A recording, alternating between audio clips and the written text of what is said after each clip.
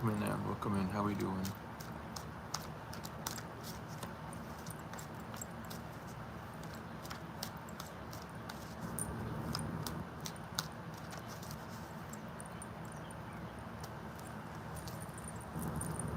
Awesome.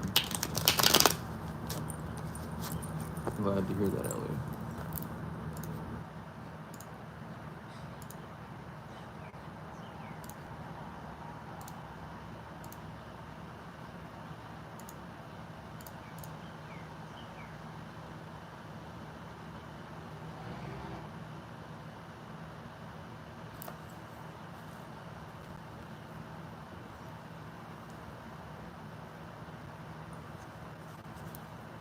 Yeah, I know. And it's not a gift either. There's no such thing as gifts that people have. It's just how much time and energy you put into things. There's no such thing as gifts. I just directed my time and energy towards learning this because if people are going to say that they're a reading of this, then they should be able to actually know what it is. It only seems like a gift to those that haven't put the time or effort into it. Because a gift implies that you have something that someone else doesn't, which is not true.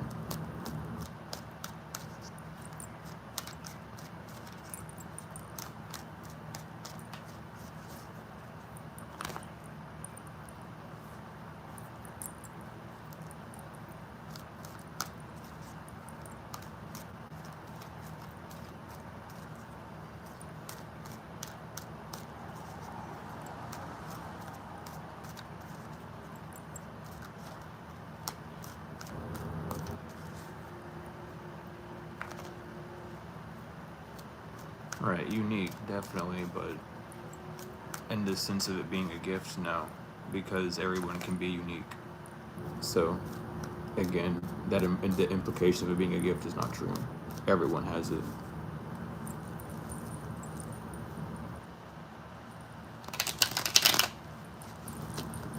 It's all just about your attention and how much effort and time you place into things. That's really all it is.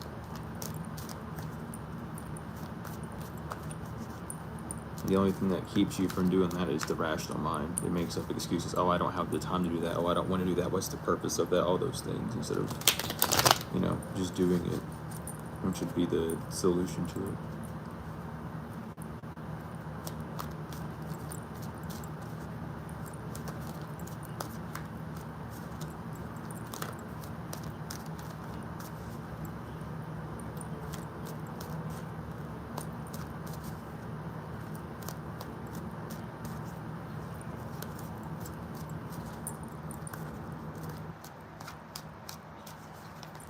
It's like the same thing as saying people are intuitive. Everyone's intuitive. You literally have an intuitive mind. It's just the fact that some people pay more attention to that aspect of self rather than others. Everyone's intuitive. It's just they don't spend the time or effort to get to know that aspect of self.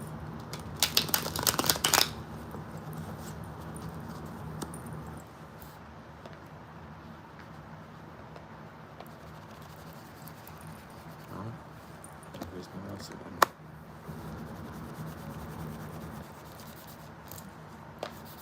Well, are you gonna work? Goodness gracious.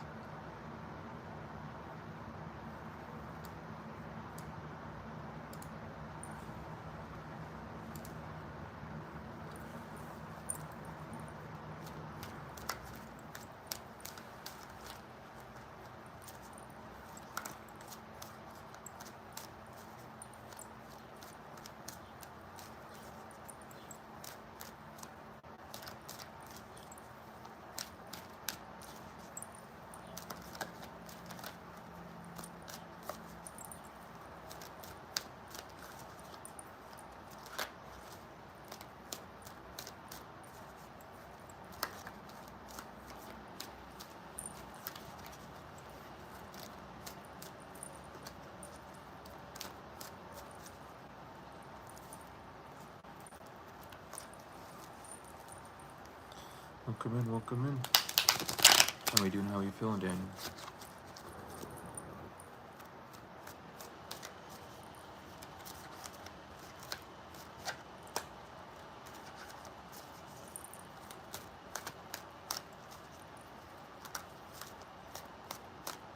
It's less about contradictions of the outside. It's the internal contradiction that keeps it.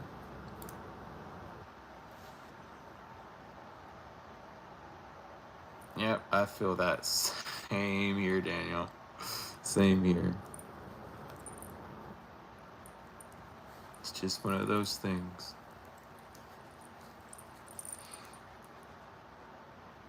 Yeah, the moon, is obviously going to be the closest it's ever been in the past, like, what, 18 something years, 18.7 years or some bullshit? I don't remember. So that's, like, what I'm, focusing it on. Especially because I've been waking up every time the moon is outside my window for the past, like, 4 days. So that's been interesting and fun to deal with. It's just the moon. It is Mother doing what Mother does. Reflecting. Giving you the answers that you need, but, getting scorched at the same time. And I appreciate it, Bobby. I was taking a bath and I was thinking about doing a video correcting a lot of the terms that people use in this spiritual-esque community. I don't even really want to call it that sense anymore, because really and honestly, like, people don't even know what spirituality is anymore, and it's kind of sad. They think it's like aliens or magic, and it's not. It's about you. Everything that you look outside of yourself of and say, look at this, that's an issue, is simply just you. So that's the gift of it. But people don't get that far into it. You either get into it because of, like, Buddhism, and you'll hear about it in Buddhism and Taoism, or you figure it out on the path of just of walking. Not yours, just in general. Yeah, for me, it's just been more of a me thing. That's been, like, in a catawonky mood. Like, 1 second I'm good, and the next I'm just, like, bonker.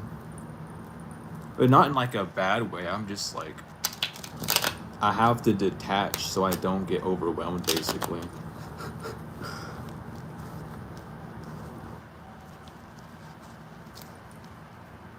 Yeah, I don't know. I feel like the channel is going to be more speaking out on things like that to try and get things a bit more solidified with tarot on the side, because I could use tarot to teach everything that I'm, like, already doing, which is what I've been doing. But since tarot is no longer a way to catch people's eyes anymore, for some reason now people are more interested in chaos magic than anything else. Servitors, egregores, thought forms, things of that nature. They're more interested in that aspect, which is fine, but, like, you should have been aware of thought forms when you were, like, conscious at 5. I'm just saying.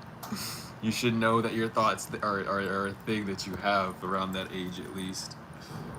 But some people just don't have that awareness, and some people don't even have thoughts at all, which concerns me. I still think that people who don't have thoughts are lacking, like, a soul. I don't know why.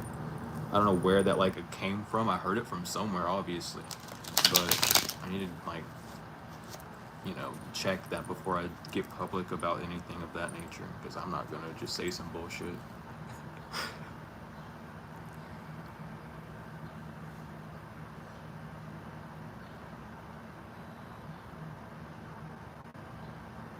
Yeah, exactly. It's like, it's a thing, but it's not defined properly. And within the realm of it being spirit, spirituality, and just involving the realm of spirit, not many people overstand or get what a spirit is, which, again, can be brought back down to, like, a thought form. The spirit is whatever is controlling. The spirit of happiness, the spirit of joy, these things you call emotions are just spirits. It's just what takes over you. You get possessed by it. You feel like you can't have control over something. Addiction, or, like, the persistent pressure is something that's also a spirit on you, but people don't realize that, and they want to, it's just that in a nutshell. Yeah, I don't know what's up with the internal dialogue thing. Like that actually does kind of concern me a little bit.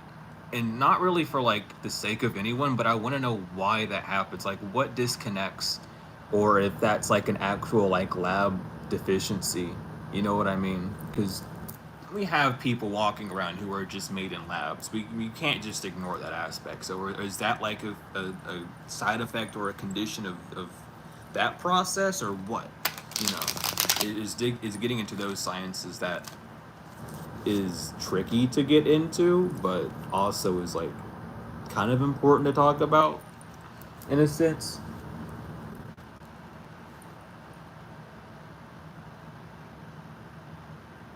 Right, like everyone has the potential to reach the Christ conscious and you know and go through the stages of Buddha and you know go through the trials of Shiva.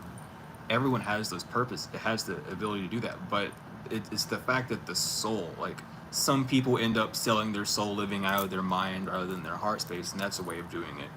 um, and it's just all these things. You know, you have the clones. The clones are they actual like souls, or are they just like bare bone electronic impulses that have either been programmed or genetically modified to happen? You know what I mean? Like these are the things that we kind of have to start talking about if we get deep into like the realm of spirituality, because then it gets down to the point of who are you, what spirit do you carry, and you can't really figure that out with the sciences. You have to figure that out by like actually looking at yourself, seeing like who you are, you know, admitting the parts of you that aren't as good, and really seeing you as a spectrum, and you know, not hating any part of it, but just allowing yourself to exist on all planes.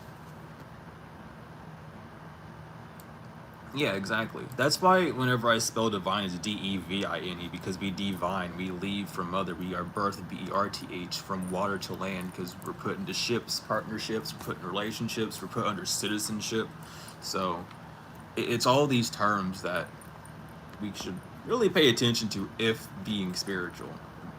But again, it's like who not many people are doing it. Your consciousness, it just expands when you die. You dye, not die, because you don't obliterate. Your consciousness doesn't go anywhere in this sense. It just goes into its next. It goes where it has to go next. Consciousness is, you know, controlled by higher. There's no true answer to know where consciousness is going to go. It just goes wherever it's needed next. At that point, it doesn't have like a specific standpoint. It doesn't have a base home.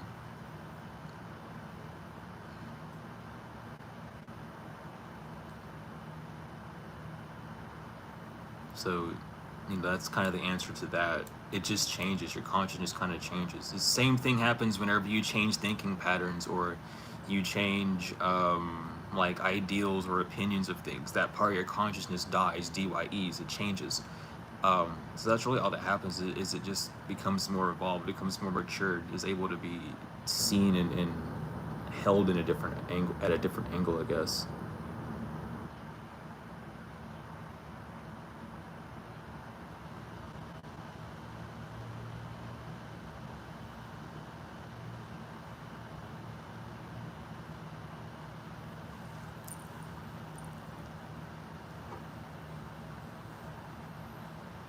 Yeah, the heart does generate the whole like impulse around us, because you can be brain dead and still be alive. Like your brain doesn't dictate if you're alive or not. Some people straight up have no brain function and are living. It's the heart. It's the fact that the heart is able to pump. That's what actually keeps us moving and alive at the end of the day. Which is again why it's important to kind of live from the heart space, because you're living from a source that's giving you actual life. It's allowing you to actually live, you know. You can go unconscious, which is just holding your breath, which relates to oxygen. You know, oxygen derives from your body. You go unconscious, but that doesn't mean you're dead. When your heart stops beating and they can't get it to beat back, that's when you're gone. And that's, you know, I feel like, you know, explaining it that way would help people live from the heart more, but at the same time, I don't know. There's millions of ways we could talk about it, but you know, the heart is the life source. The heart is what keeps us alive. Without the heart, we would not be able to exist. We wouldn't have anything to pump blood, which keeps the system running. Blood is the body's oil in a sense. It's the fuel. Some people say it's the spirit. Some people say your blood is the spirit that runs through you, just based off of like ancestry lines and stuff. But I don't really have a full on opinion or say about that fully.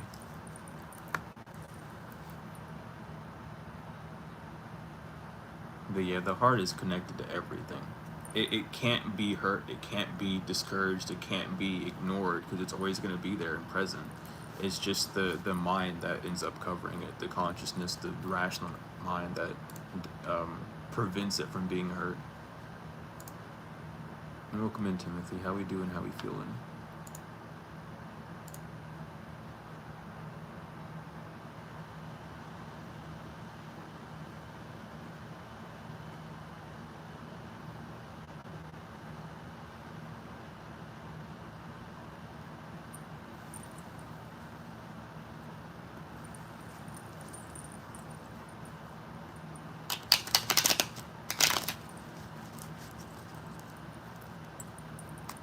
Good to hear. I'm glad to hear that you're doing well. We're doing good, Timothy.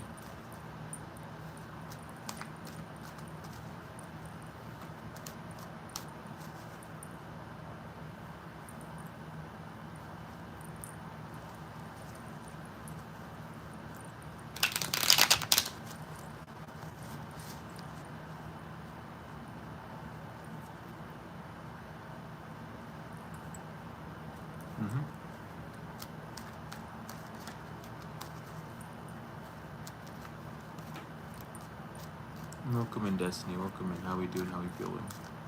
And yeah, the heart is really amazing. We actually do take the heart a lot for granted, but again, like the heart is again the feminine aspect of us. If we're delving into it in that sense, like a metaphysical or eso or exoteric meaning. So, like, it all always boils back down to us ignoring that central pull. Like, I mean, why do you think that all of the feelings that you get mainly hit you like in the chest area? Like, it's that gravitational pull. It's pulling something in. It's pushing something out. It's doing something in that sense, and it's up for us to like pay attention to that pull or push. Excuse me.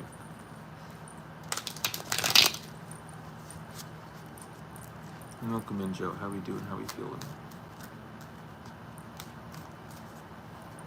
How we doing? How we feeling?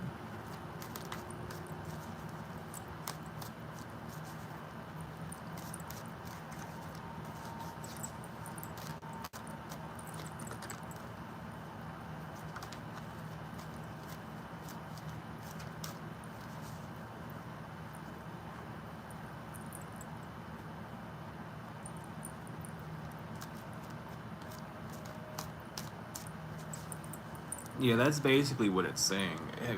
Being with that ahead means you're not capped. You don't have that limit.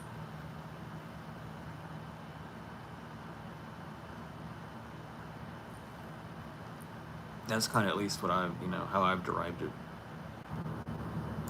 Um, but yeah, I don't know. It's either the head will have wings on it to signify that they have a higher consciousness, but still are in the mental realm, or they'll have no head, meaning that they don't have that cap and they're living from the actual vortex, the actual 0 point of the divine, in that sense.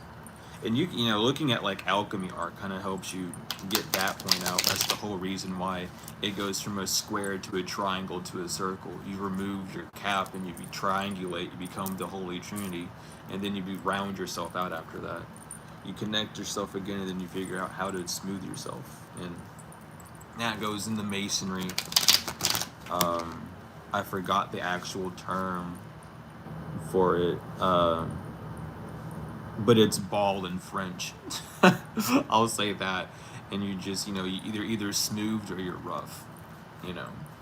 And the goal is to become smooth, to become well-rounded. Actually, is the term.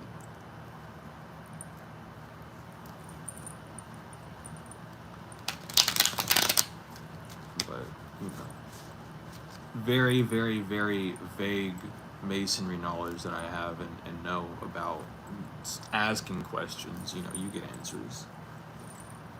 But again, people have demonized masonry because people don't want you finding out secrets. They're like, oh, masonry's evil. Like, it's not.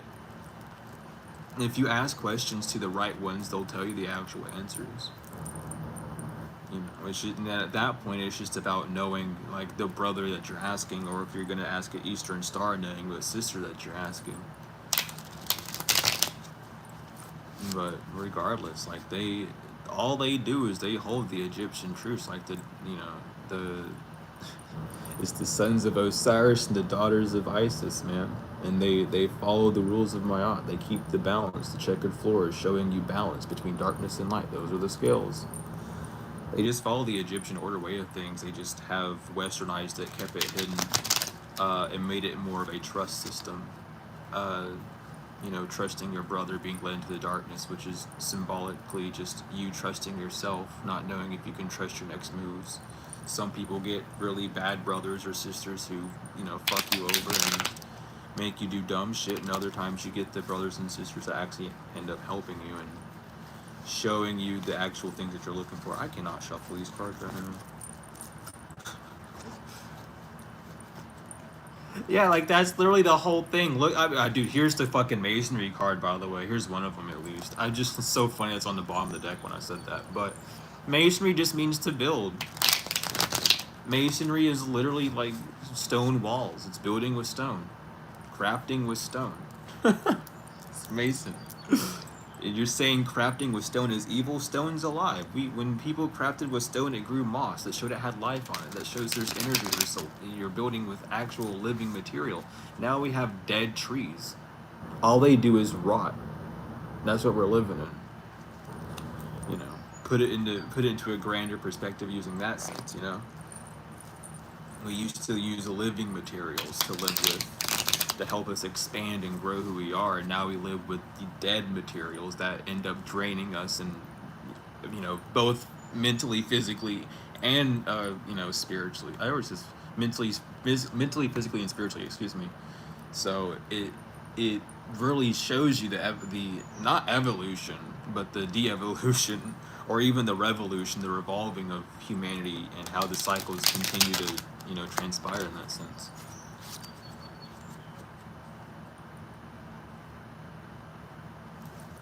Yeah, and then he was the one, I forgot the name.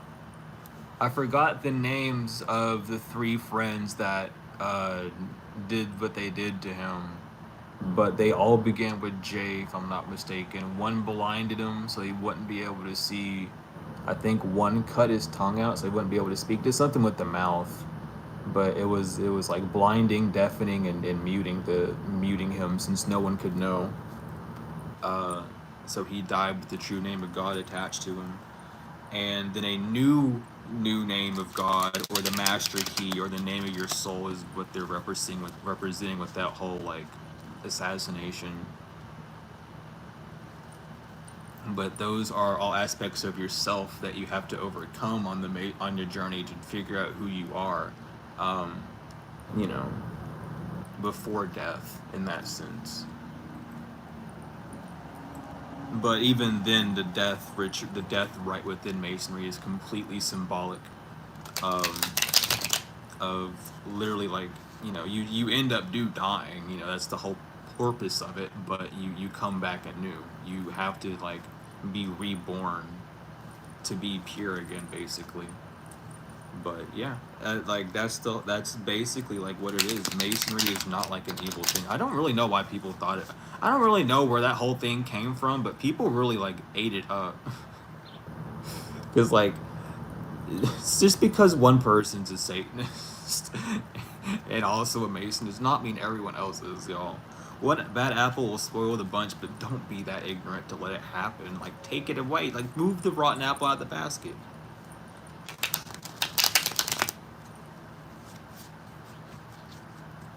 Dude, yeah, like, there's just so much. I don't know.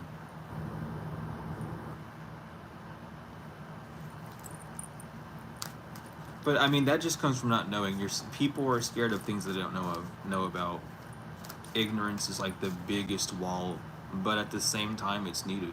You know, ignorance is not a bad thing. It's very good. For if no one was ignorant, what would be the point of teaching? What would be the point of learning? You wouldn't have a purpose to do that. It'd be a waste of time. You can't really waste time being here. Time is always spent with intention, where the intention is to do nothing or something, you know. So you end up getting into a conundrum at that point.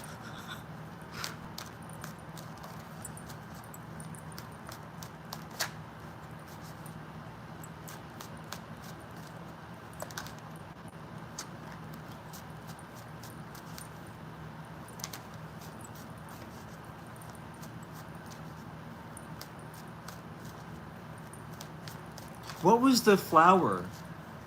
Oh, they left a flower. No, it was a seed, wasn't it? Was it a flower or a seed? I'm thinking of the whole like Ram story again. Fuck. They left a flower or a seed like at his tomb, and it grew. I think it was a tree, wasn't it? It was some tree, which is the symbolism within like Cain and Abel, I believe, if I'm not wrong. Shit, dude. I have to refresh my memory on that a little bit. I think it's either a flower or a tree. It was like a seed that they planted in on the grave, and it grew, and they plucked it as like um I can't remember the whole story. Dang it.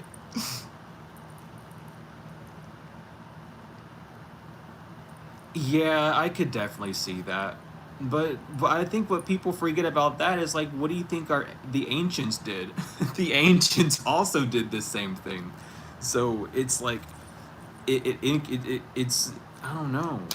I just don't know because our the ancients did it in a way more obvious, in a way more like upfront, in your face way, because everyone was in on it. To say for lack of a better term, everyone knew about it. Everyone was hip to it.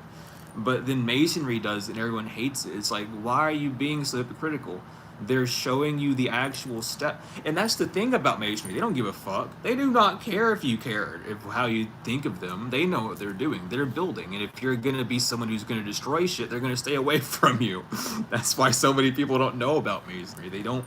They have the right to conceal. They don't have to tell you anything. No one has to do anything, and they understand that.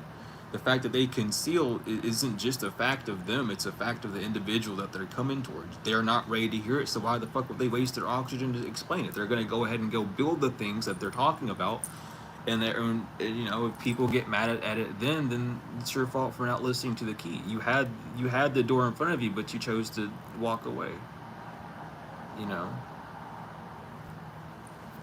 But I don't know. It was definitely a thing. It really was. I feel like it was a psyop. I just really feel like the last like 3 or 4 years was a gigantic psyop. The more I look at it, because it just doesn't make any sense at all. And some people are still given that same goo. It's that purple fucking goo that I've been seeing for so long. It's like a weird like magenta, very light magenta-esque fucking goo that I see all the time on certain people, and I just don't know, like, I don't like it. It makes me uncomfortable. Yeah, my adoptive dad and his brothers were Masons. I grew up around Masonry. They were cool as fuck. I learned things. Literally, the first time I met one of my uncle, who's in Washington State. Um, he taught me a lot when I was like, fuck, how old was I? Like 11. I didn't want to go underneath the trailer and plug something up, and I kept crying about it because, like, you know, I was afraid. First, I don't know why I was scared. I'm gonna be real. I don't remember what was going on. I think I was just being a little asshole that day. But I got stuck halfway under his trailer and started crying, and he said, "Look, I can't help you because you're halfway in and halfway out. So I'm gonna leave, and if you're still under there when I get back, I'll try and do something." So he left for like 30 minutes, and I ended up having to crawl out.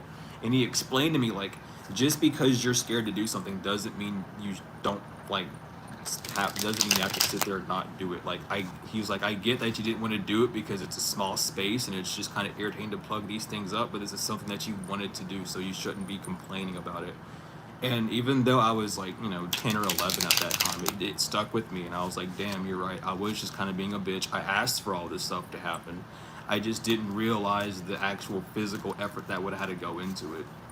Like, so he kind of like I definitely had like masonry tips and masonry knowledge dropped on me, not necessarily of how to build a community, but how to build things for self, how to attribute self in the grand scheme of things without losing who you are. So I went through a lot of that, and I also got like just a bunch of like, I don't know, one of my uncles from he's in Massachusetts. He literally lives like 30 minutes away from a masonry lodge. It's hilarious, but he's also a mason. He would always wear the ring. He never like hid it.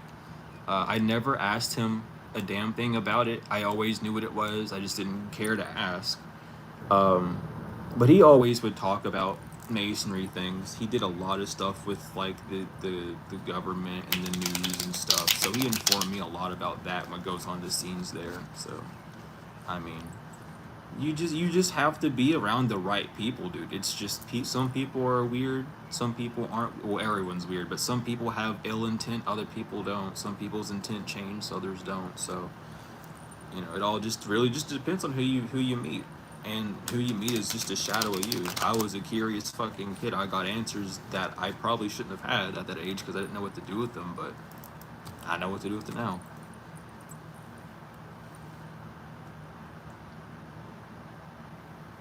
Exactly. Like, that's the thing. Like, it's always good to just be able to talk freely about it. And really, honestly, when you make that oath to, like, oh, I promise to cut my tongue out and slit my throat, you don't have to fucking do that. You can talk about it. You might just get banned from your lodge. That's the worst they're gonna do. Is like, okay, you have to leave the lodge, or we're not gonna tell you anything now because you're a fucking whistleblower. That's about it. You know, in the grand scheme of things, if individuals start doing things, that's on them and not on you. But you won't actually have to fucking die. Like, that's a whole like fear mongering thing to keep you hushed and keep you bound and tied to them in that sense, because it's brotherhood type shit. I don't know. I don't know the real reason behind it. I'm just gonna say it's brotherhood shit and move on. Don't take that as the full answer, please. But you don't have to obey that oath. You can revoke an oath. You're the one that made it. You can just say, I don't want to do it anymore. You know what I mean? But again, they teach you that in masonry, but you just have to be brave enough to do that. You know? Some people get offended because, oh, you have to respect it. Respect what? I don't have to respect anything. I respect myself. I honor what I've gone through, but I respect myself. And if I deem something as worthy to speak on, then why would I not speak on it? You know what I mean? The same Daniel, same here. If I ever got caught, if I ever got asked to join masonry, or if I ever like was put in it, I'd be whistleblowing the fuck. It wouldn't even be. It would be so funny. I literally like, because I'm someone, if I find something and I'm studying, and I'm like, if I'm ever like in a VC with a friend or something, and I find like something, I'll just start talking about it. It's just whatever, you know.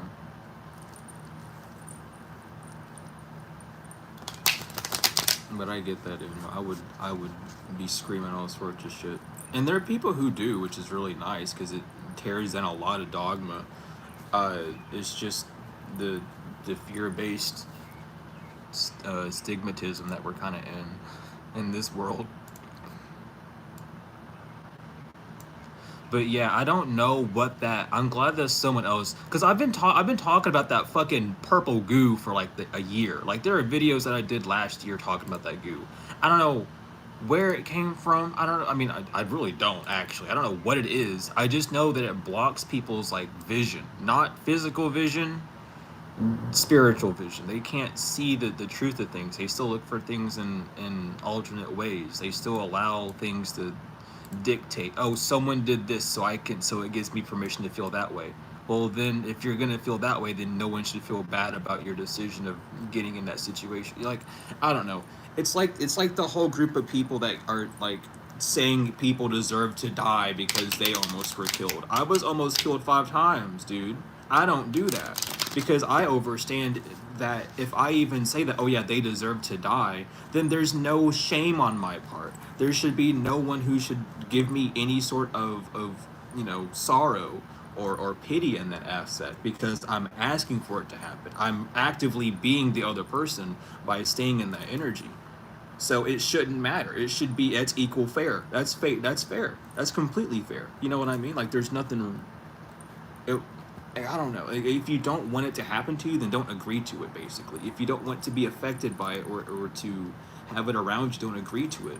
But by stooping down to a level that they're at, well, however you want to word it, really, just mimicking the actions of another or mimicking the thought forms or the plans of another just makes you more susceptible, takes you away from the victim standpoint and puts you at the aggressor. And those two wrongs don't make a right, so you're both fucked up individuals who need help at that point. And it's like it shouldn't be that hard to see, but people hold on to it too tight. I don't know if it's because I just, you know, understand what death is and I don't give a fuck if it happens or not because it doesn't mean that I'm gone forever. This meat suit's gone for until it gets created again or whatever the fuck. I'll just be back in a different form. Doesn't matter. But it's like I don't know. I just don't get it because it's like you really have to see it. You really have to see it. It's like, oh, they stole from me, so I'm stealing back for them. Okay, so if you get shot up and beat up because you stole back from them, who cares? Because you asked for it. You have now done something. You turned the other cheek the first time, and now you want to be the aggressor. So if you get aggressed upon, that's your fault. That's your judgment that you're making. So now you're going to be judged in the same way. I can't. No one can do anything to help you out of that. That's you.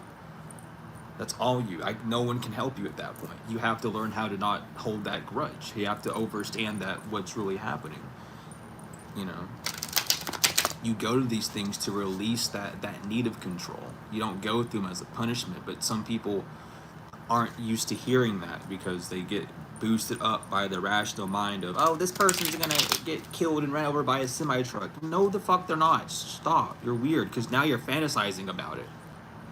Fucking sickheads. What the hell? I don't know. I don't know, man. I just I just wish people could like be open their eye, like open them, like it's in front of you. Like it's not rocket science, dude. It's awful, and you're not helping the situation.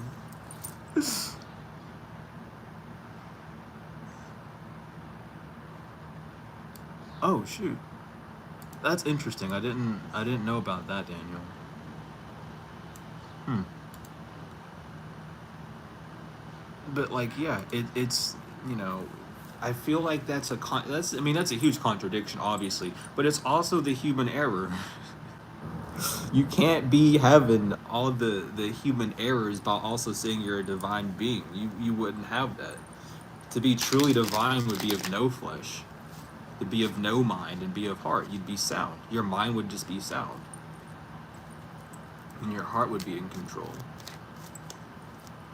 But we I don't know. We haven't reached that point. But again, these are like the teachings that people would talk about the 12D beings having, or the ascended full on uber duper masters of the universe, whatever you want to call them, right? These are the teaching that those would give. But no one's actually ready to hear those things because they're still 2D beings on a 3D illusion.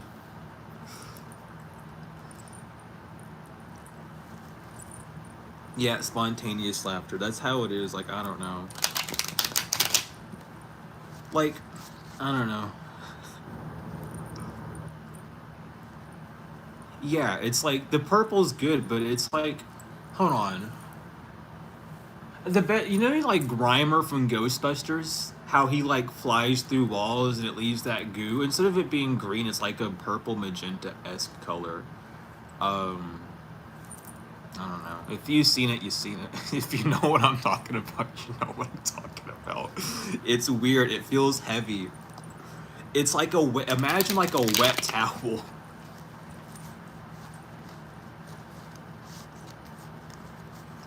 How did How did Arab autocorrect to orange? I don't know. It's interesting, but it's like a wet towel on their third eye that has to be ripped off. Because it's not like uh it's coagulated. I'll say that. It's like coagulation, but it's not like jello coagulation. It's like uh when you're this is gonna sound weird. I don't know how else to describe it, but it's like when your blood first starts to coagulate, how it has like the liquid and the plasma in that goo. No, you're fine. I was just confused, like what's going on with the autocorrect there. It's so weird, technology, right? But it's like that, and it's all over like their third eye. It's it. I don't know. It's like a fake happiness almost, and I can see straight through it. It doesn't make me feel good.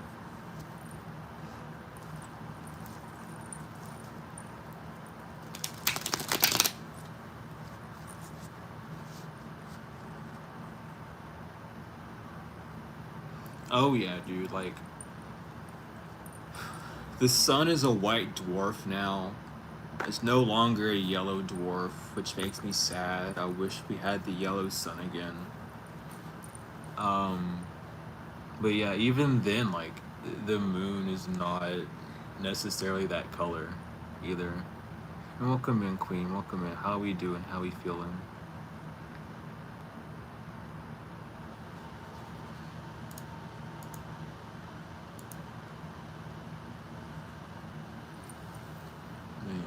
I really am excited for the moon.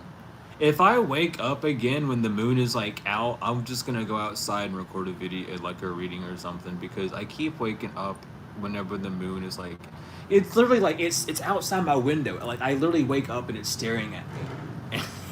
It has been doing that for the past 4 nights, and I'm like, dude, what the heck?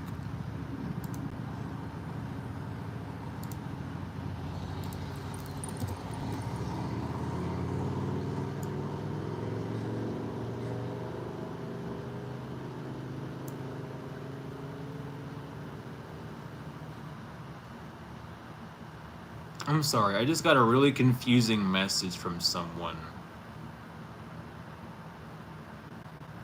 And I don't know what they mean, and I can't talk about it because it says obviously not to. So I'm just like confused.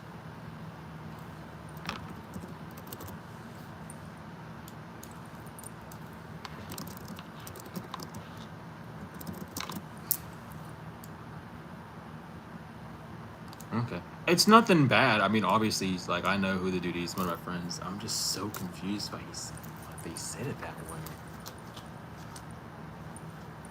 I don't know what's going on. Yeah, the halo of the moon. Dude, I love talking to the moon. I was doing that a lot last night. I was like, man, first of all, I'm awake.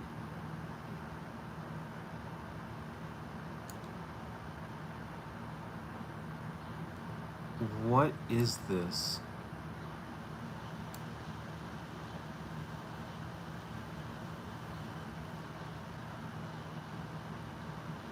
It's 12 minutes long? What is this?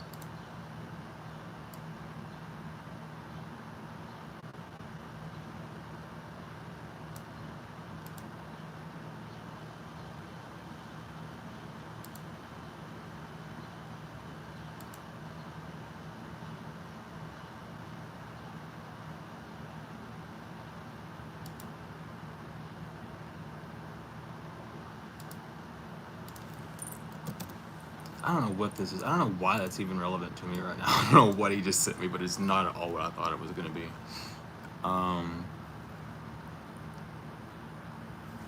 That was weird. I don't know what it is.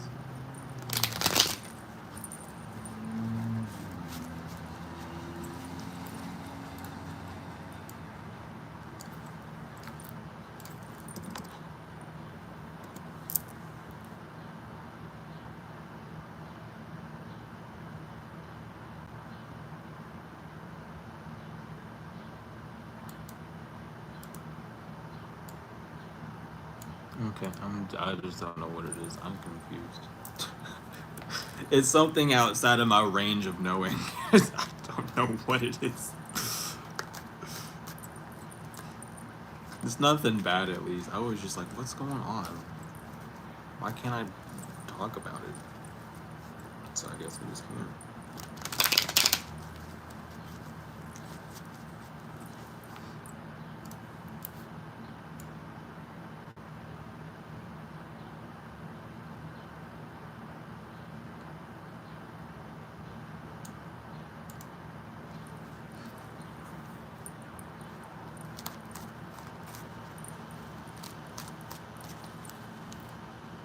What is going on?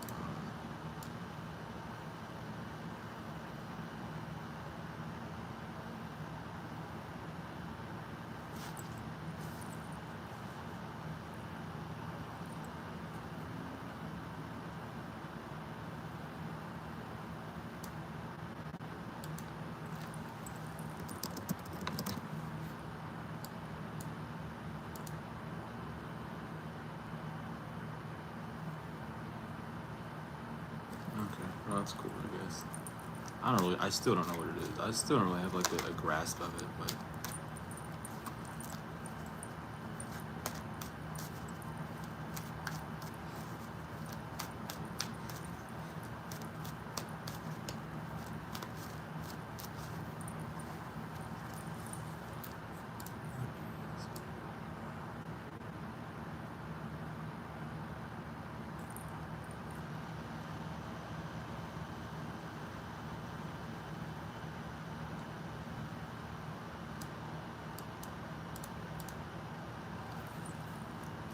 okay, well, that's cool. I don't know. They keep telling me about it. I really haven't responded to a message yet because I'm still like confused, but it's okay. It's whatever. I'll figure it out later.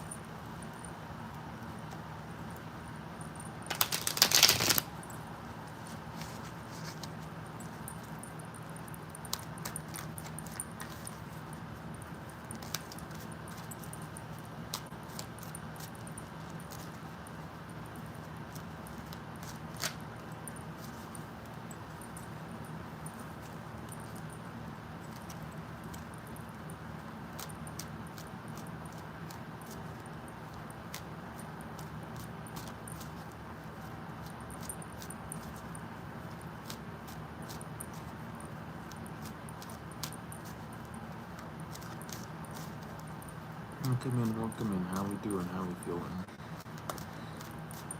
How we doing? How we feeling?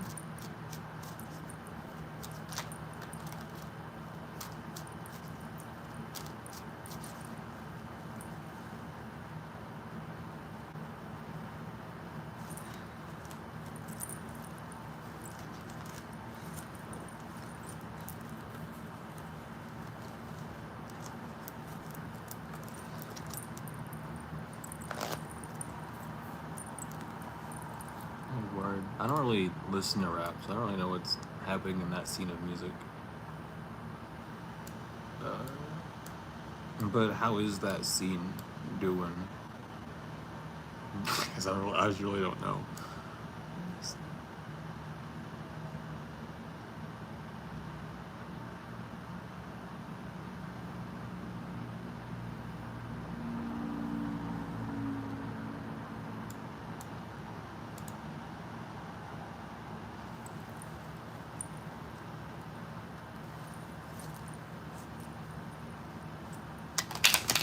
Why is that every time I look away from the messages, a new one appears?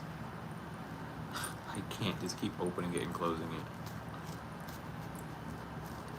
They're going crazy.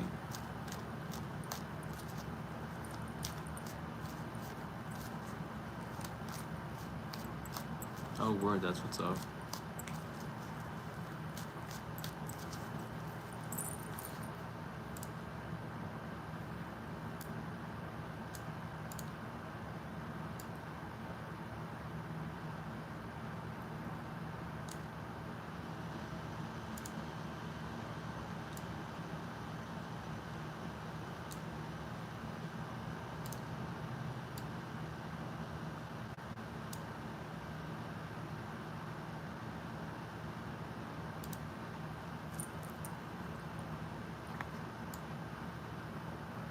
Oh, Steve has cancer? Damn.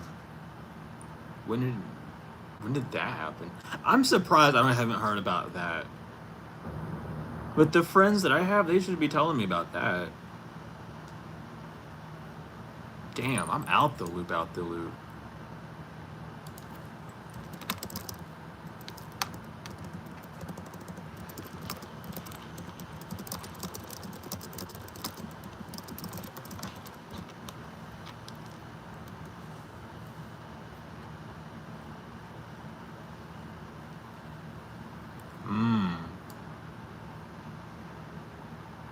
Damn.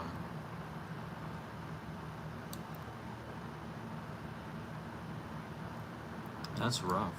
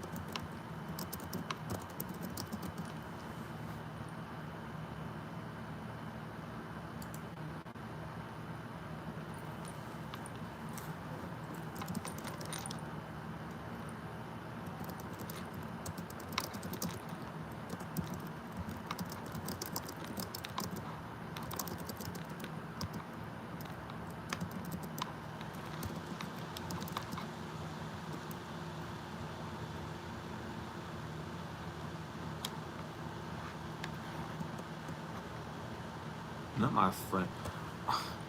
I'm not even gonna talk about it. That's wild.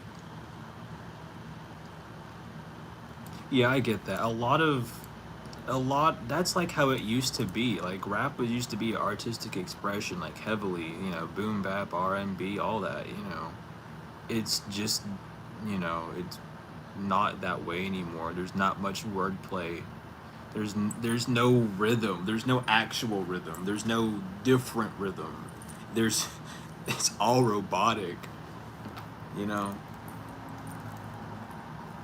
Like maybe the subjects didn't really fully change. They got a bit more intense, I would say. Um but regardless, the actual talent pool dropped fucking heavily, dude. I can't stand, like, everyone wants to be little something. They want to be fucking part of Enlil. That's what they want to fucking hang around and be. That's cool and fine. Do what you want, but you're exposing yourself, fucking weirdos. Like, dude. It's the Baphomet scene. It's the Baphomet kids running the scene now. It's not really the best. But I can appreciate wordplay. Coming from a jazz background, I appreciate wordplay. I appreciate rhythm and lyricism. Anyone can like moan into a mic for 2 minutes. Okay? It's like what T-Pain did. Anyone can use auto-tune, but he knows how to fucking sing, actually. So it's different. He actually has the talent. He just used it in a creative way. Other people don't really have that talent. They use it to create some form of talent. But when an OG does it, it hit different. I'm sorry, I can't say T-Pain without fucking hearing I'm T-Pain. I fucking hate that song. I haven't heard it since I was like 15. But anytime I hear I'm T-Pain, it just fucking, I hear it. It just, ugh.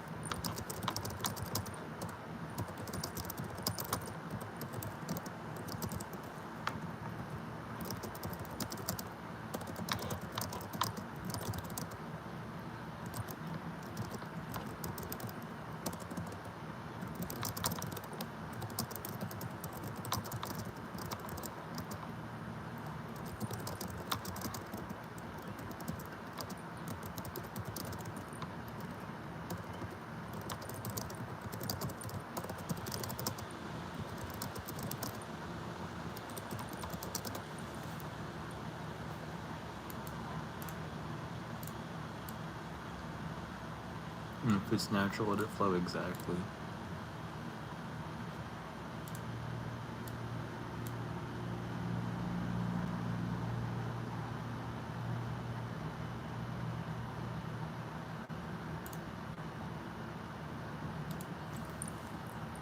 Dude, I don't listen to country ever.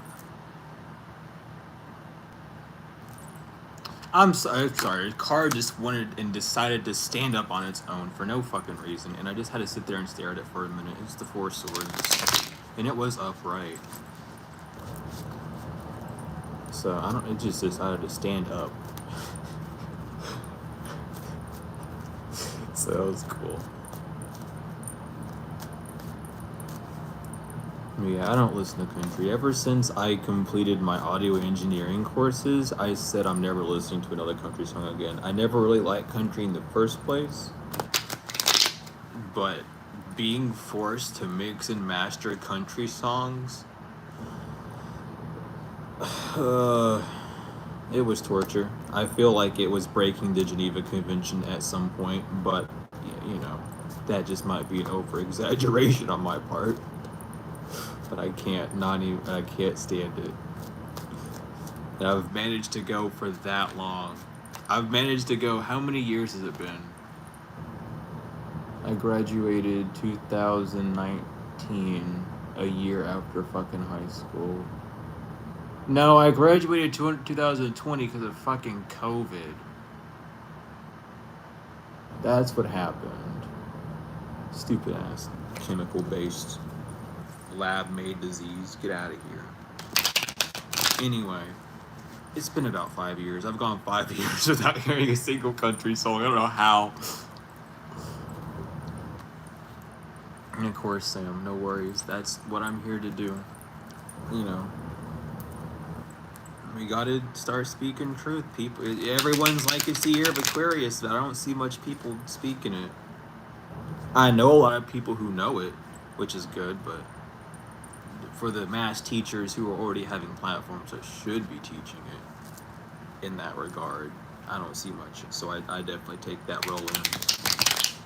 Because it's like, I don't want spirituality to just die. Like, I don't want it to be gone or be reformed into, like, the New Age religion, which is what it wants to do. Like, that's the whole thing. The old religion was actual spirituality. What we're getting now is New Age spirituality, which is your new world order, your new religions, and that's when they're going to take Christianity, Islam, and Judaism, mash them all three together like they already have for spirituality, but then they're going to label it spirituality because the main consensus of the world is going to be more based on that than religion. And then that's what's going to happen. We're going to go into a cycle where we're going to have the Crusades Part 2, where the religion of the quote-unquote old religion, which was really the new religion of Christianity, Judaism, Islam, is going to come back and have a whole other Crusades event, and they're going to be in the forefront again because it's just a war to keep you away from yourself. Like, that's what's going to happen because history repeats itself. Like, it's a script that's super easy to read. You can tell it. This is the same kind of thing that happened during the time of Lower Egypt being raided, you know? This is after the Sumerians figured most of the stuff out, and now people are going around teaching the facts of it. Give it, like, I don't know, 15 years or something, I'd say. And you'll start seeing a lot more of what I'm talking about. It's already happening on a small scale anyway. Super minute, tiny scale. Like, you would have to, like, be in specific areas to see the push against the actual true and higher way of spirituality versus the New Age. But it's there. Most of your spiritual communities are actually cults in disguise. But we don't talk about that, do we? You know, it's like Fight Club. You don't talk about Fight Club, but we talk about it anyway, because fuck it. We ball. But yeah. That's kind of what's going on. The whole, like, witch trial thing can't happen anymore because it's not really relevant to who we are, but we can definitely... I don't know how that Python's gonna work. I really don't want to think about it. But sure, what's up, Trey? What's your question?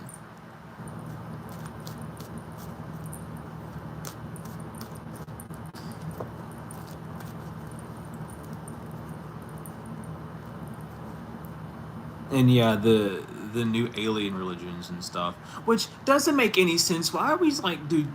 When is the alien community gonna realize that they are the aliens and that everyone here is aliens?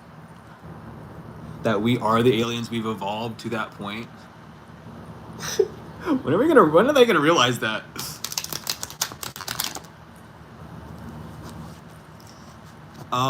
Tarot can't tell you the answer to that. Tarot does not tell you how anyone else feels. The only true way, the only correct way, and the only real way to know how someone feels about you is by being transparent and allowing them to let you know, allowing them to know how you feel. You know, love is not a destroyer. Love is a creator. True, real love is a creator. It builds. It's the fake love. It's the false love that ends up breaking things and deteriorating things later on. So, really, you can't. The cards can't do that. The cards don't give the information. Don't get readings from people who say they can. It's all a lie and a scam. The only way you can truly know is like when you go there. What the cards can do, and what they're meant to do, is to explain to you why you're unable to go and move forward on that direction yourself. What aspects of you and yourself are not connecting, that's keeping you disconnected from being truly authentic and transparent with those that you enjoy to be around, whether it's with love, relationships, however. That's what it can tell you, but it can't tell you anything about the other person. That's impossible. You can't know about another person unless you know who they are. And all the cards are going to do is tell you who you are, the reasons why that is. Tarot is a system of answers that the ancients knew and founded, because they weren't looking at the sciences, they weren't looking outside of themselves, they looked at themselves. They found out that there are as many skies and as many stars in the sky as there are atoms on the earth, because of the laws of as above so below. You know, if you look into the skies as far as you can see, that's how many atoms there are. You can do the same thing with sand. You look into a beach, you look into the star in the sky with all the stars. Each star is a grain of sand in that perspective. It's less about trying to look outside of yourself for the answers and more figuring out why the inside of you isn't hearing the part of you that's pushing you forward. And yeah, I'm doing card pulls today. They're donation based, but I'm kind of just gonna slack on it a little bit today. So the donations are cool, but like they don't have to be there.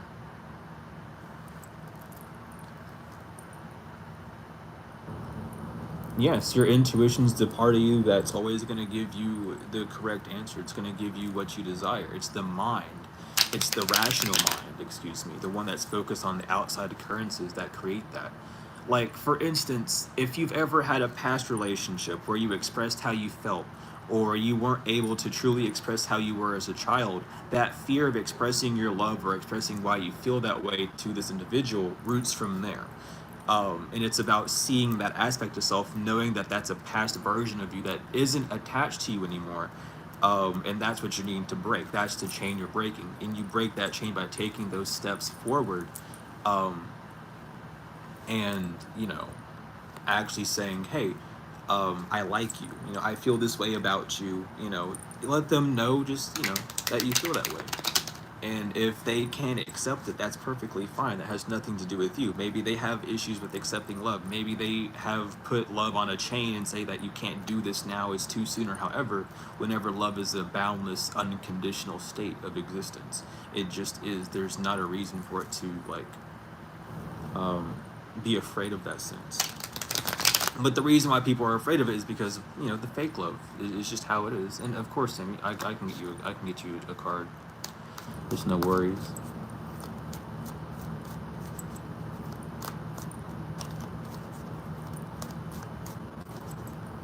But you absolutely need to listen to your intuition, because your intuition is connected and derived from the heart space. It's pure in the heart. The heart always gives you the highest of love, the highest or the best of you. You know? It's the rational mind that will deteriorate that. And that's the Three of Swords within tarot. And thank you for the donation. I see that on Cash App. Thank you. I appreciate that. And welcome in, Kaz. How are we doing? How are we feeling?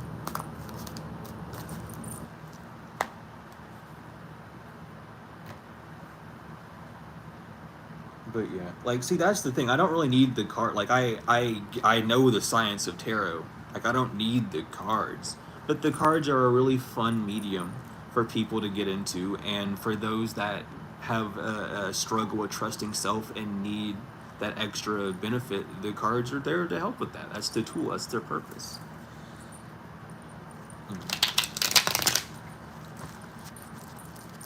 Because really, when you really are a tarot reader, you're a psychologist. You're learning about the mind, because that's all it's telling you about is the connectivity between you and yourself, and why you're, you know, against yourself rather than for yourself.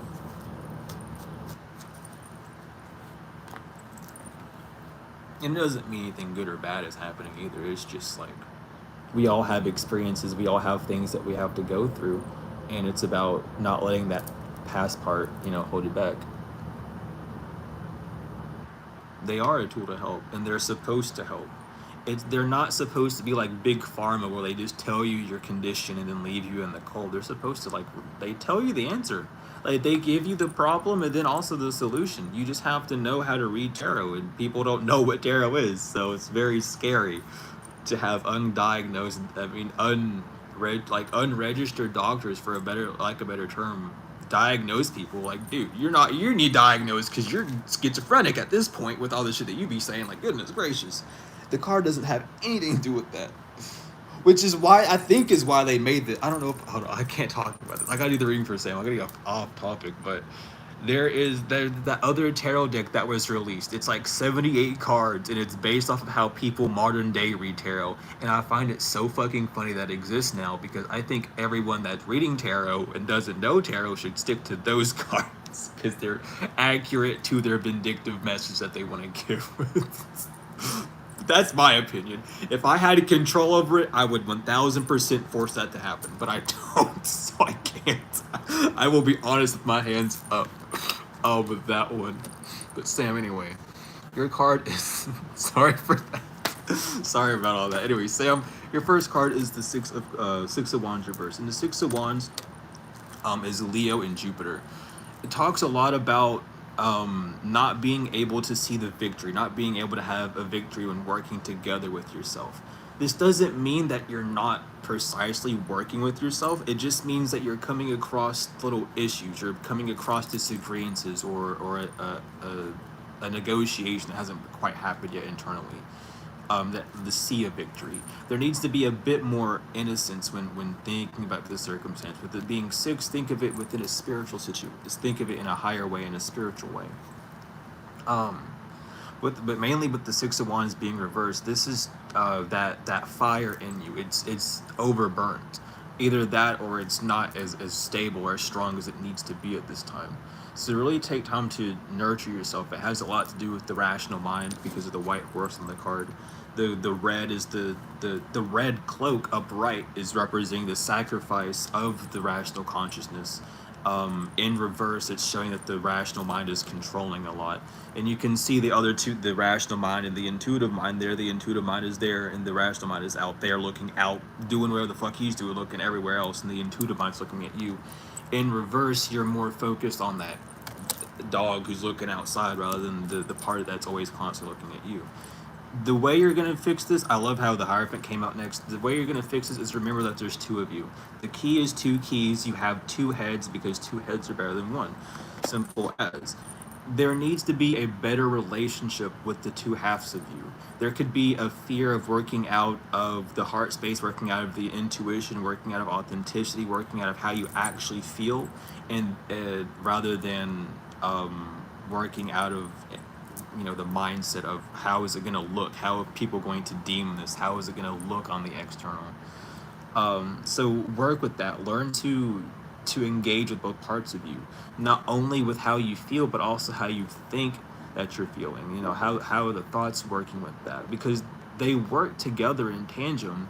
We just tend to focus on the thoughts because the thoughts sometimes become louder than our organic feeling, just because of how it creates that feeling. And then we go out and we see that physical evidence. It's like being afraid of not having money and then checking your bank account and seeing how it's in the negative. That creates another impulse for the brain to create more of that feeling. And that's just how the rational mind works. It connects those dots. So work with that. With the hierophant being 5, it's the 5 senses. You might just be overwhelmed, needing to rest, needing to retreat back to yourself so that you can. The keys are crossed on the bottom, and that cross represents X, the rune Geba, which is about relationships. There's an imbalance within your relationship that's keeping you from moving forward. So just take time to see where your senses are. What is around you that's overstimulating? What is around you that's keeping you from making that decision? Is it the thought of people looking at you a different way? Is it a thought of needing to leave certain things behind? Is it a thought of not having the specific materials that you need at this point in time? However it is, see where it's at on the physical using your 5 senses, and then elevate it to a spiritual level with your 6th sense, and see how you can create those things without, without having that sort of material there. Like I used to say all the time, like even if people want to learn how to read tarot, you don't actually have to have physical cards to do so. You can look at the cards on Google. You can like write the cards down on index paper or however, right?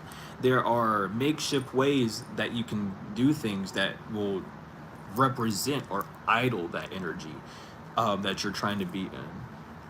Until you can actually get the material that you need, doing it in that sense helps you kind of build that relationship up with self, or well, not really with self, but with whatever you're working with, and it can build a relationship with self as well. But all in all, definitely take time to rest, see what's overstimulating you, see what's keeping you from seeing things spiritually, and see what you are seeing spiritually already as well. And don't try to force them to match together. Just see how they correlate, see what senses pop up when certain thoughts happen, see what how you feel or what signs you receive when you begin to think of things in a spiritual sense, right?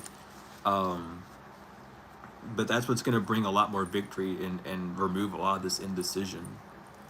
He's just working on that connectivity with self, because it's not, remember, you always have that second part of you. It's always going to be 2 parts. Either your intuition is going to be talking first and your mind's going to take over, or your mind's going to be talking to you while the intuition murmurs something in the background that you're unable to hear.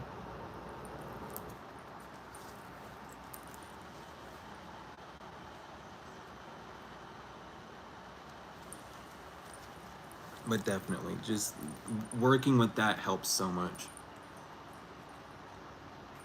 And yeah, of course, and yeah, I keep the streams up. Every stream I do is uploaded. I don't know what the time marker was, unfortunately. But you can definitely watch it. I mean, even if you need to, you can roll back and you can clip where I started the reading and clip that and like save it for yourself and make it like unlisted or something for you to see or however. But it's always gonna be here. And of course, it's genuinely what I'm here to do. I enjoy doing it. I am just glad that I'm able to exercise that ability. And yeah, Amber, I can get you for a card read.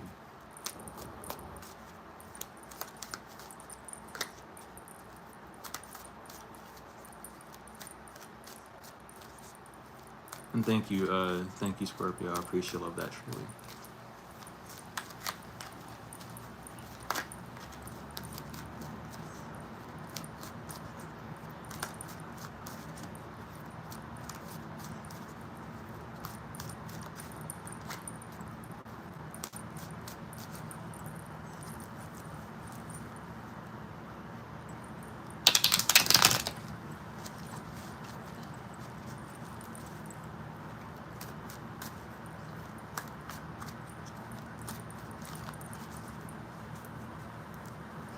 Thank you, Sam, for the jewels. I don't even know what the jewels are still. I really like, but thank you for them. I do appreciate love them. I'm just not too sure. Like, I think they're like bits from Twitch. I think that's what they're trying to do with it, or like the things from TikTok. I'm not too sure, but they exist. Right. Yeah, I said the ego at that point in time, but I would definitely change the term ego to the rational mind. Back then, when I said that, I didn't know that ego meant I in Latin. And that's what we are. We are an I. You know, we're a mind, but we're also an I. We observe things, and then we compute them with our mind, and you know, that's how we. That's just how we are. So you're right. you know, me personally, I would change ego to the rational mind now, with how I know things now. But that's really what happens. The brain, the rational mind, looks for logic. It breaks things down. It needs to get to that root solution. It's the intuition that's connected to the all. It's connected to mother. It doesn't need to have a reason why. Mother says, hey, do this. This is my information to you. Go ahead and do this. And you just get that, oh, I should do this. This would be fun to do. Let me go ahead and do this. And then all of a sudden, uh, your rational mind goes, nope, can't do that. Can't do that because XYZ actually. And then that's the predicament that people get stuck in.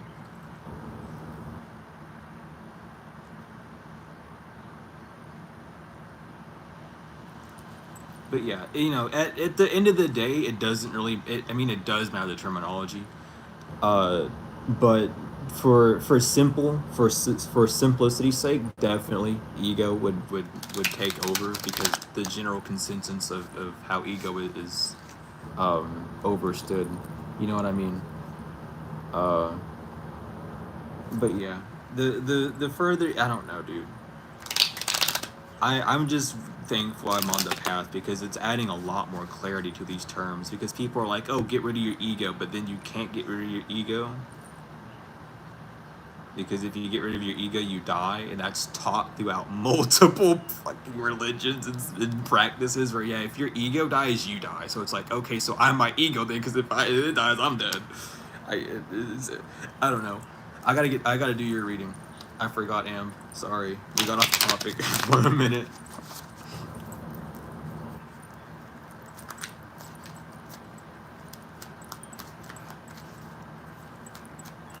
You got it. Yeah, that's the thing. Like, that's the thing. Like, I didn't know. I just did research one day, and I was like learning, and then with Hobo teaching me stuff, it was like there's no way that I've been like bamboozled this hard, but it is because we're not really taught. We're just told. We see people who's been in the field longer, or we see people who are older, and then we equate that to respect, and it's just like, do they even know what they're talking about? We haven't really questioned people in a while, so. Anyway, Amb, your first card is the High Priestess reversed. The High Priestess talks about the rules. It talks about the higher rules in a sense. It talks about the balance in between knowing how to move forward. Even though the High Priestess itself is feminine, the numerology is 2, which is masculine force. This talks a lot about the balance between what you know is right morally and right for you as an individual versus how you're moving on the physical. And there could be a disconnect between that. You may be doing things that kind of go against your morals, or you might be in just a moral dilemma where you're not sure how to move due to both sides of the situation going against a part of you that you don't really want to let go of. So at this point in time, what you really need to do is to investigate that part of you. Investigate what old rulings you might be still holding on to or using, or really just getting down to the truth of it of what would protect me the most, what would allow me to be in a more comfortable position in that sense, you know? So looking at it from that sense is what you're kind of being asked to do. And your second card is the Page of Pentacles reverse. And again, this has to do with something on the physical, whether it's you starting off on a physical adventure, starting off on an adventure on the physical realm, or this could even just be a predicament like a housing thing, a stability thing, a financial thing that you're in, where your morals are kind of being conflicted. You're not really sure where to put this pinnacle, where to put your energy, where to put your attention towards, because of like you being stuck between. This isn't a time to deem things as right or wrong. This is more of a time to deem things on what you would actually rather have happen. How would you rather have things move? What would you rather do for yourself to help you move forward? You know, removing the fear of what someone might do or someone might think, of course, because it's you and your safety. It's you and what you are deciding, or you and what you're desiring to do, excuse me, over how someone else might take it or feel about it, you know. But definitely at this time to see like, because even with the page, it's talking about the cusp, um, god dang, between Taurus, um, and Capricorn. I don't know why I couldn't remember that. Taurus and Capricorn and Taurus, I should say the correct way. But it's talking about that cusp of moving on the physical. It's talking about the cusp of that masculine, that physical action. So really, just see like which direction is actually going to be more of a comfort spot for you, even though it might go against some ruling or it might go against a law on the physical. Is it something that you would deem more helpful for you? Is it something that you actually can, see a brighter side in? And kind of balancing that scale out right now. But that is your two cards, Am.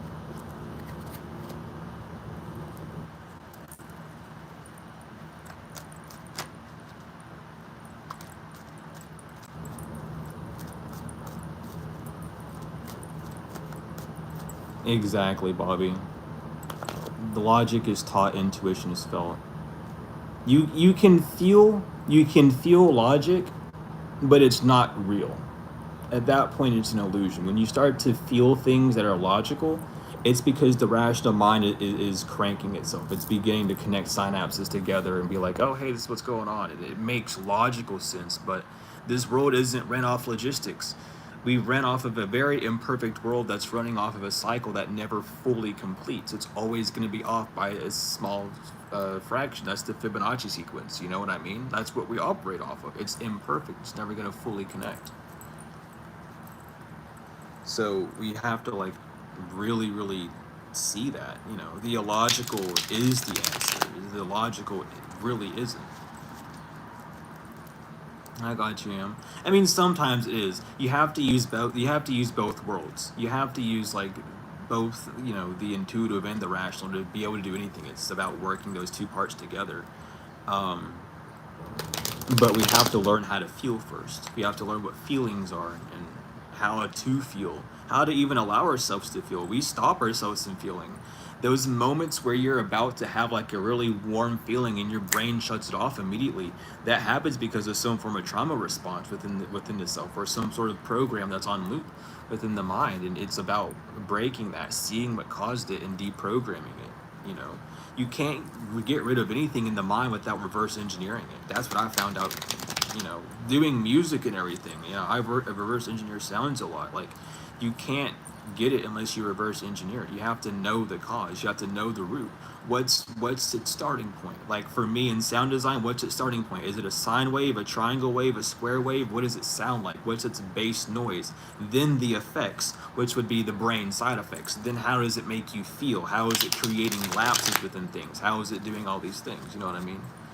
And while going through that cycle, it's also important to work on the aspect of you that's hard on yourself, where you're like, oh, I can't do it because it's too hard, or I've been trying for so long and I don't see any improvement. It's because you're working yourself too hard. Have you took a time to pause, to rest after working, and to see where you're at? Or have you kept your head down working so much that you become burnt out and unaware of your actual impact that you've created with yourself? And balancing that aspect out too is important, because that shows, the maturity, that shows the lesson being learned, is when we can step back from it and do that. Yeah, that's what I feel like. People should like explain things that way, but a lot of people copy paste stuff, and it's because they don't really know what they're doing. A lot of healers are not healers, and I really like I don't know. I really want to tell them to their face, you're not who you think you are. You're lying to these people. But like, god dang, if I do that, I'm gonna be. I mean, I don't care to be the villain, because I'm already the fucking tarot villain to a lot of people. I don't care about that. But it's just like, it's not worth my own integrity or energy to do that with people.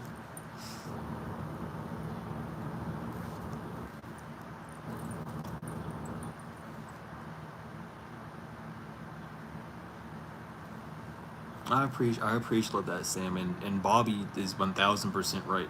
You're never gonna stop healing. When the second that you finally feel like, oh, I'm healed from this, you're not. because you're only healed from that one aspect of it. You'll look at another aspect later and be like, damn, I really did do that. And it never stops, but it gets lighter. The more you do it, the more it makes sense. You start detaching it from people, and you start seeing your impulse responses, your conditioned stimuli, what your brain's been going through to make you feel and think these ways. You know what I mean? So it becomes more of like a fun game, but only if you can allow it to be. You know, it takes practice. Practice makes perfect, and we're here for an eternity, so don't sweat it. If you don't do it this lifetime, you might do it next. Who cares? It doesn't matter. You're here for eternity without punishment. The only punishment that you receive is the one that you give yourself. That's why you don't judge people. Judge not, least ye be judged. And you know, the more aware you become of like your rational mind, your intuitive mind, the more that when you start to judge others, you start to see, well, I was there, and you start to see where that saying starts to kick in. You start judging yourself based off of you judging others. You can only say those things about people because you've thought about those things yourself. You can't be one unless you are one. You can't be a narcissist unless you have been a narcissist, which everyone has been. Narcissism is just an influx, you know, of looking at yourself as the one, and you need to do that. You need to be self-centered, but doing that in an unconsiderate, doing that in an abundant way, for lack of a better term, or a lot of it at once becomes that poison that then puts you in the terms of like sociopath or, you know, psychopath.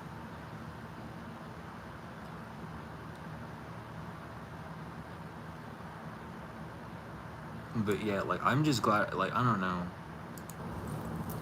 I have noticed a lot that, you know, the fact that I talk about things differently is either like a green light for people or a really red light, which is fine either way. I'm just glad that I'm attracting the ones that are seeing it as a green light, because you know, if the same thing is being said by the masses and nothing's changing, it's not correct. There's something wrong. You wouldn't have to repeat it if it was doing its job. You know, not all medicine's gonna solve the same way. Not everyone's gonna intake the medicine the same way. But I don't know. That's the art of healing, though, dude. I think a lot of people who are healers should at least take a shamanic journey to understand these things, because the shamanic journey teaches you more about yourself than anything else. It literally turns you into what you need to know and be for like to even be even considered a healer. It takes you on that journey of seeing how you are everything. The reason why you say that smoke is bad is because you are bad around smoke. You can't control yourself around smoke.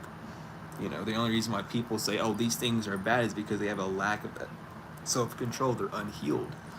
There's wounds that can gravitate and latch onto it that they're unaware of.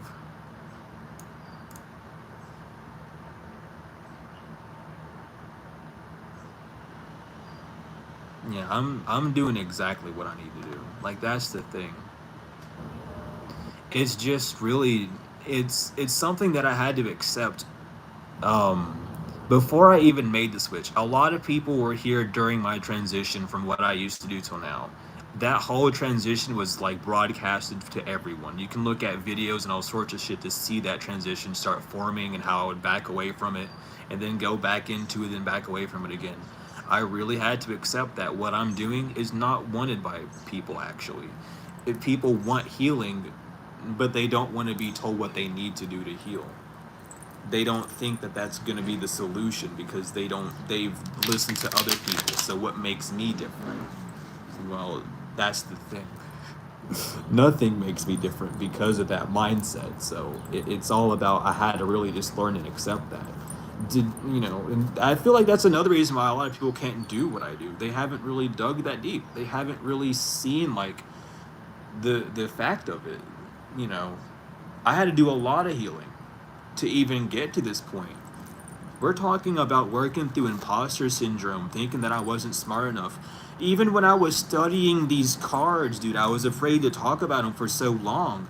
I was like always talking about, hey, I'm gonna do videos on these cards, and it took me months to get to that point, but I finally did. You know, you know, I broadcasted my healing very, very specifically for, you know, show people like this is what it's like. This is what happens. This is the turning point. This is the conditions that are going to happen when you begin to actually change. The man-made reality that we live in does not like change. It likes conformity. So when you start to change, it's very prevalent. Things begin to not work for you anymore. You start to see through the tricks that allowed those illusions to be built up. So they fall. You end up missing some of those illusions. You know, it gave you that safety, but it's not even the fact that if you went back and got that safety that you would be good. You would still be stuck in that cycle, and that's kind of how, like, they keep it.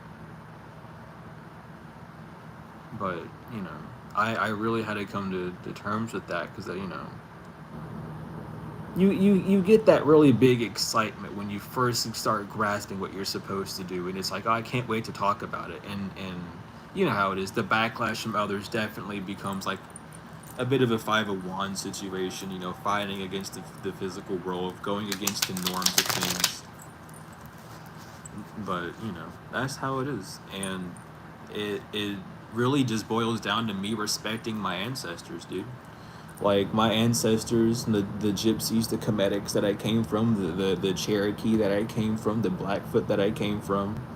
Um, you know, that's all the ancestry that I know of so far.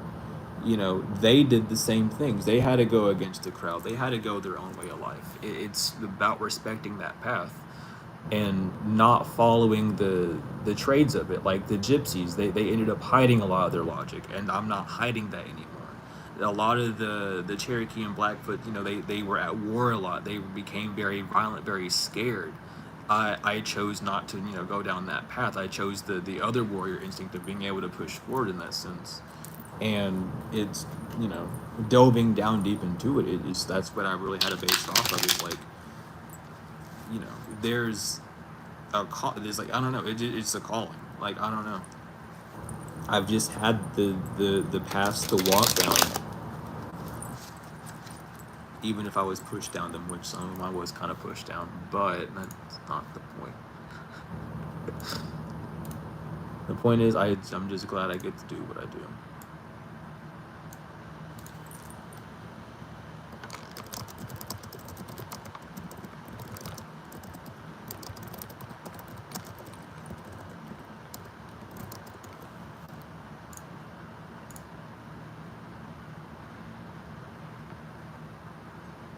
Alrighty. See you later, Ellie. Take care.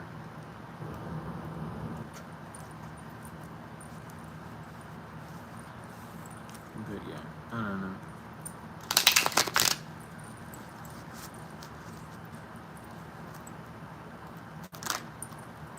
Things will move when they move. I'm not really concerned about it.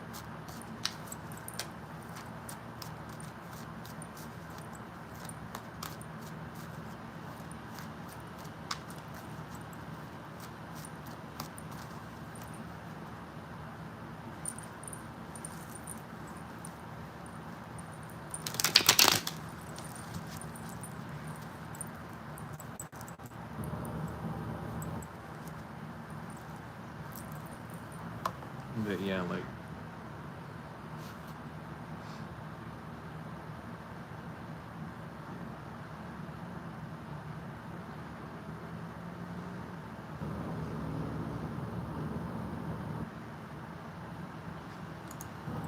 I appreciate love that, Sam, and definitely Bobby. If you know, you know. The sirens are just the thing, dude.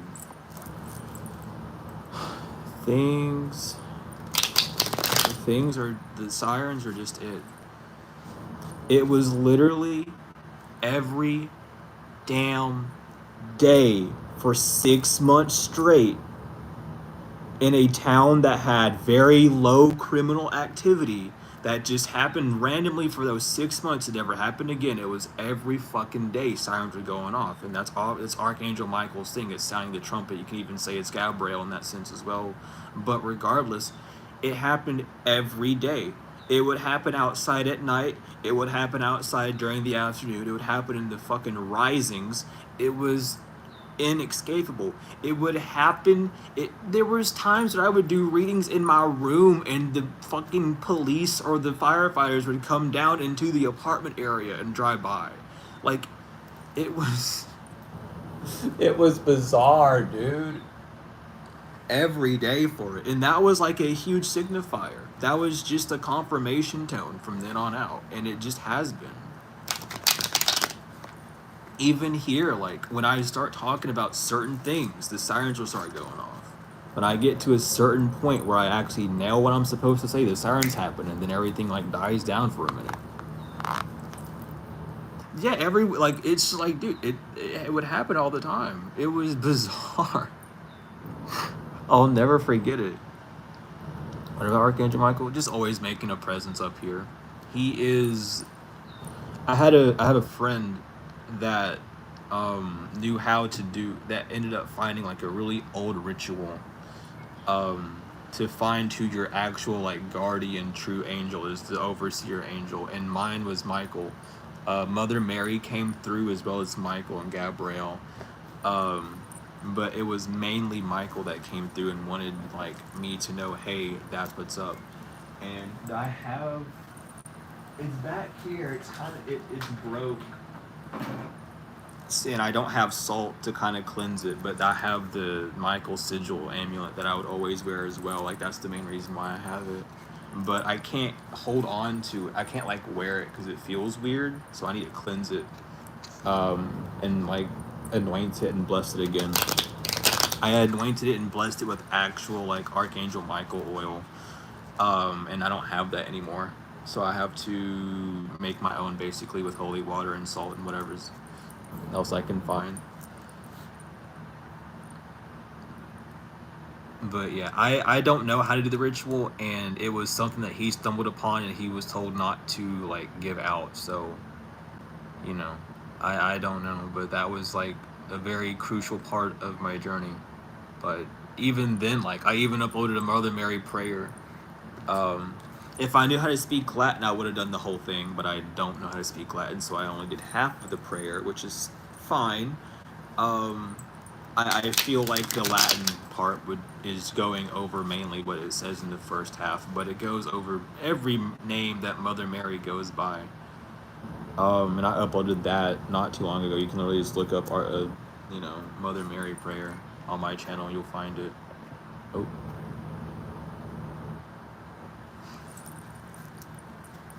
But yeah.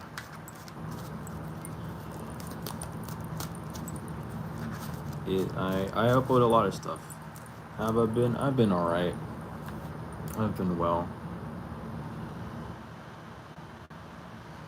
I have been well. How have you been?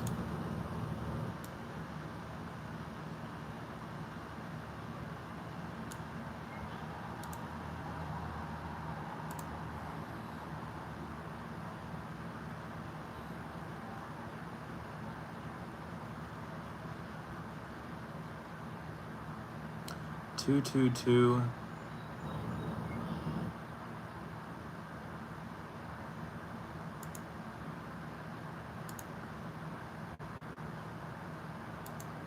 What is this my channel? Dude, just go away. God dang, I just don't need someone like you. I'm popping through. Thank you. 222 is 6 to me. Numerology is kind of been westernized and taught wrong. Because all 222 is saying is 2 to the power of 2 to the second power, which, like, what is it, squared? 2 to the second power squared, which is 6, I think.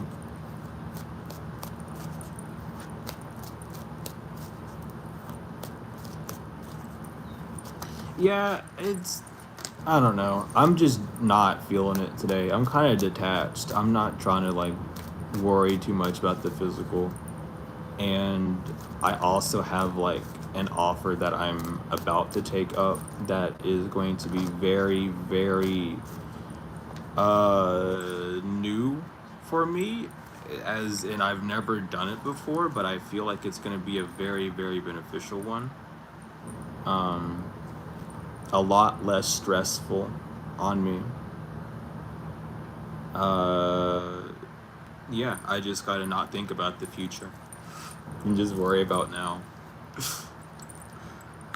That's my big issue right now. Is like every time I think about that, I'm like, how is it gonna work out? What about this? What about that? And I gotta not do that right now because it's gonna make me miss an opportunity.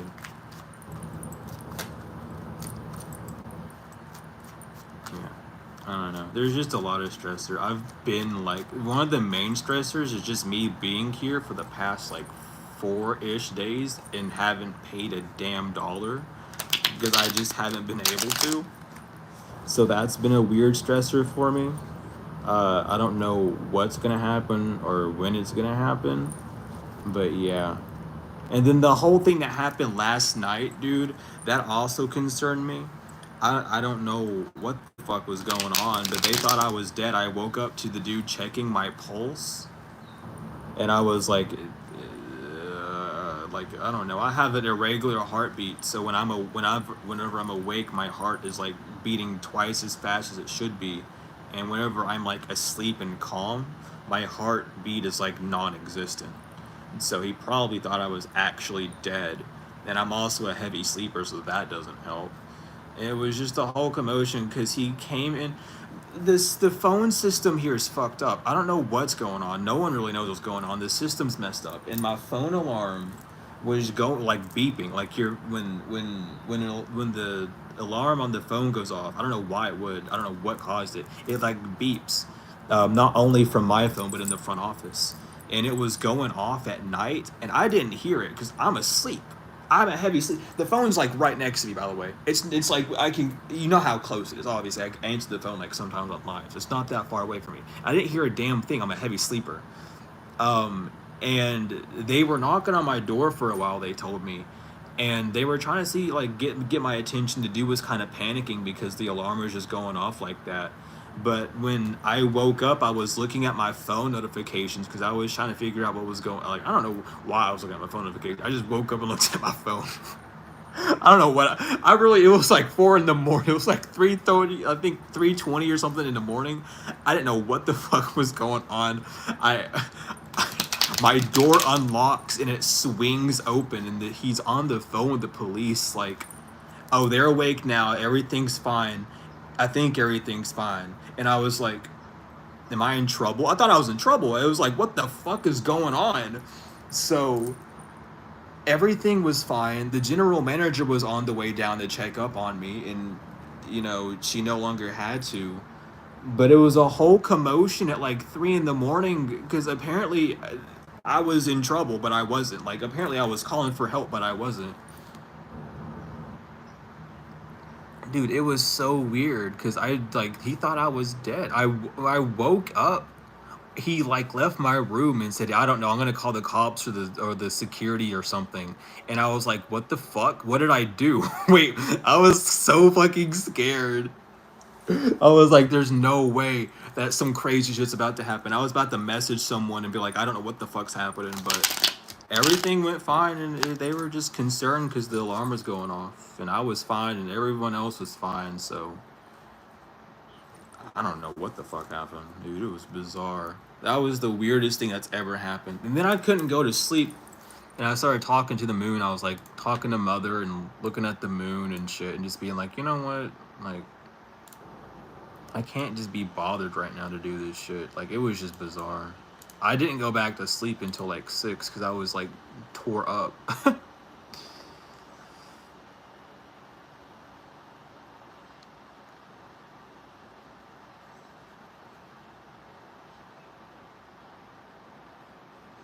But yeah, like even after the fact of me still kind of being asleep, I went to go check my pulse and I was like, dude, there's no pumping. There was like, even if I check my pulse now, there's nothing. Like, you can't feel anything. You would have to like actually like check the pulse somewhere else. It's just not. It doesn't. It don't. I don't. I can't feel anything. Like actually. Um. And I know how to check pulses because my mom was diabetic and I had to check her pulse a lot. I nothing. Like it just doesn't. And I'm alive. I'm not dead. I'm good. I'm alive. I'm breathing. My heart's pumping, obviously. But for some reason, like it's either beating extremely fast or it's non-existent. So that's like a red flag both ways. Yeah, the full moon's tonight. It's technically tomorrow, but you can see it tonight in its form. It's on the 11th, which is technically when it's going to be out, but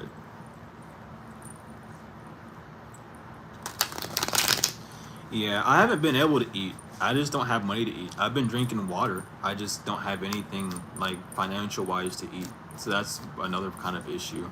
But I don't mind fasting. I fast a lot anyway, so it doesn't like bother me.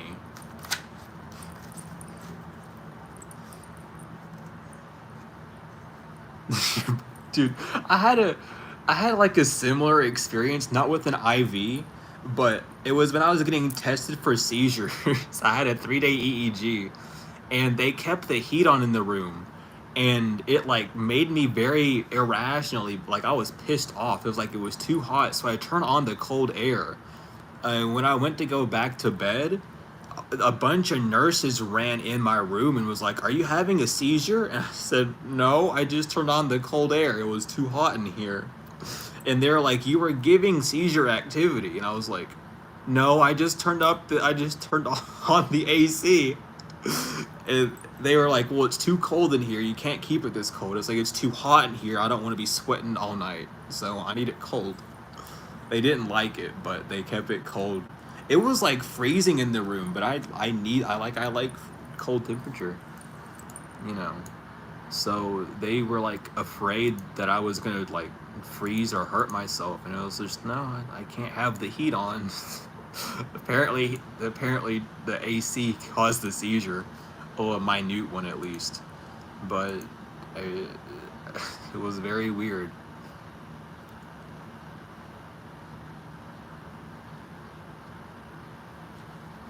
Sometimes the body just does shit like that. When it doesn't want to do something, it won't. Like,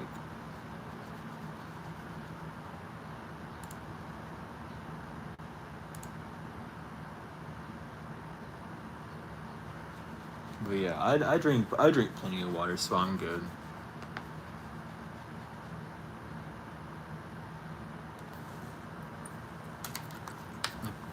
I'm on my like third or fourth bottle today. Oh no.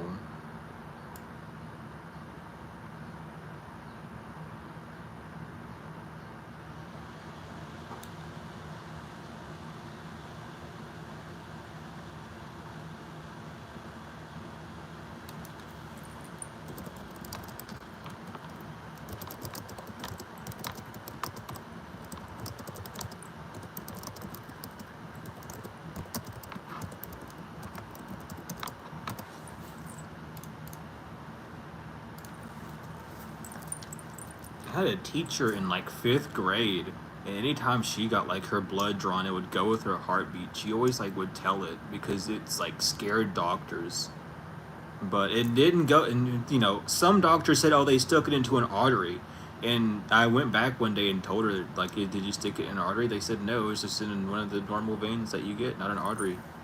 And like the blood would only pump out with their heartbeat, so it was really weird. I don't know. And then I have my orange blood story, which is weird. I'm still surprised that I have let that happen.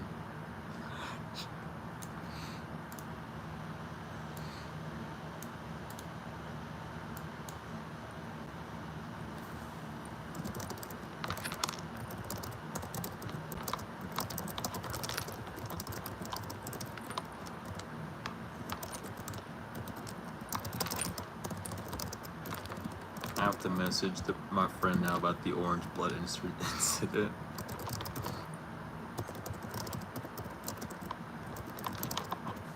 I completely forgot about it. I recently got back in contact with the friend who was there with that. Very odd.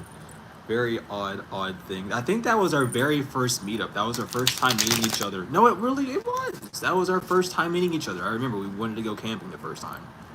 For the first time this dude ever met me in real life was seeing orange blood come out of my foot. just, it, just, God.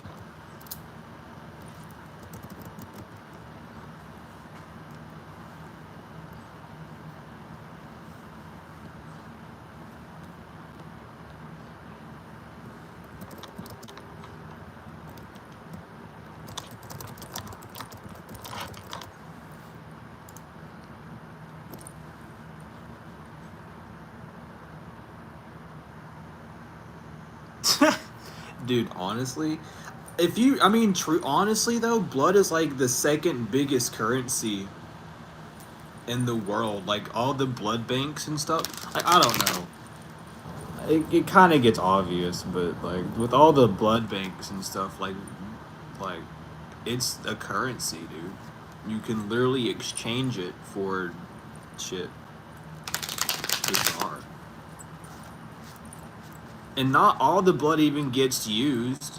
Like that's another thing they don't fucking tell you. Not all of it gets used. Some of it gets put into labs for testing, and some of it gets put in for stem cell research. Some of it gets put in to help fucking stem cells grow. Shit. Be careful of blood banks, dude. They might pay you well for your plasma and shit, but you don't know where the hell it's going. Same thing for being an organ donor. Some people don't even, get their organs donated even though they sign up for it. Some people literally just lose their organs and that's just how it be. And they end up like it's getting sold on the black market or some shit. Cause there was that hospital, like what was it, earlier this year that got busted for having human remains and organs and selling them and trafficking them. There was like a whole bank that got busted for that not too long ago. So, I mean, I don't know. I'm just glad that I never got to donate blood because anytime I would go to try and donate blood, it was, oh, you can't donate blood because you're gay because apparently gay people automatically have AIDS in their system. I don't know what the fuck that's about. That's a bunch of horse shit. But I didn't get to donate any of my blood. I'm kind of glad I didn't because they don't want it. They don't get to have it. It's their fault.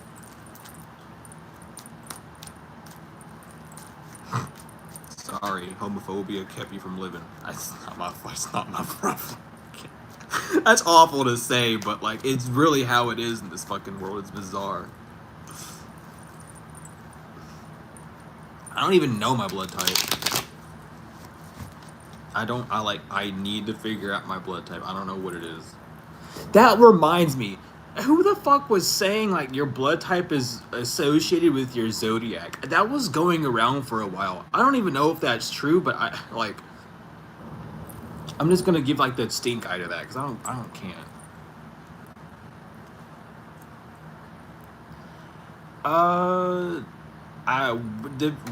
Did you send it? Where did you send it? which one did you send it to? If you sent it to Venmo, probably makes sense because Venmo sometimes does that. Other than that, I'm not too sure. But yeah, I don't know, dude. This stuff has just been going weird with me recently. I feel like technology is not on my side anymore, which is fine, but I'm interested. But I appreciate love it, truly. Either way, it should have won, and even if it doesn't, the effort's appreciated. I don't have a way to let you know, just in case. But like, if it doesn't get accepted or doesn't get like a heart response, if it's on Venmo or Cash App, I always respond to it because I can. On PayPal, I can't. On Chime, I can, I believe. So if I don't respond to it, I probably didn't get it. Um, that's the only thing I can really say for that.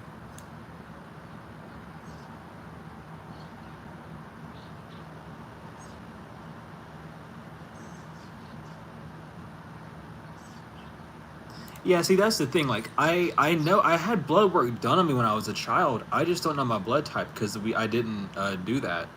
I know I have an iron deficiency, which I keep up. I've been keeping up my iron deficiency a lot. It causes my hair to fall out. But I've been on lock with that. I think I have a vitamin D deficiency. Um, as well, but I get out in the sun a lot, and I've always been in sports, so it's not my sun intake that's bad. It just might be the actual intake of the vitamin that I need to like get supplements for. But like, I've had the blood work done, so I know like the things within my body that I kind of need to regulate. I just don't know my type.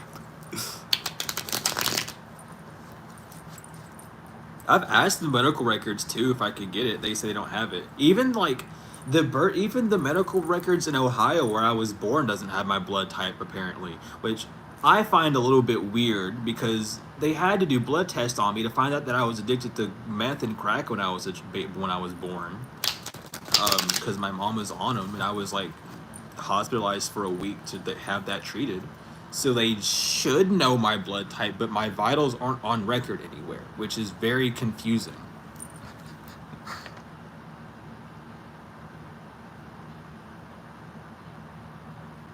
Yeah, that is a big deal. But like, yeah, I don't. It's really weird and confusing. It just seems like all my records end up disappearing. Like, I'm just not supposed to exist right now, or something, which is fine and whatever. But who gives a shit? You know, we're here for whatever we're here to do.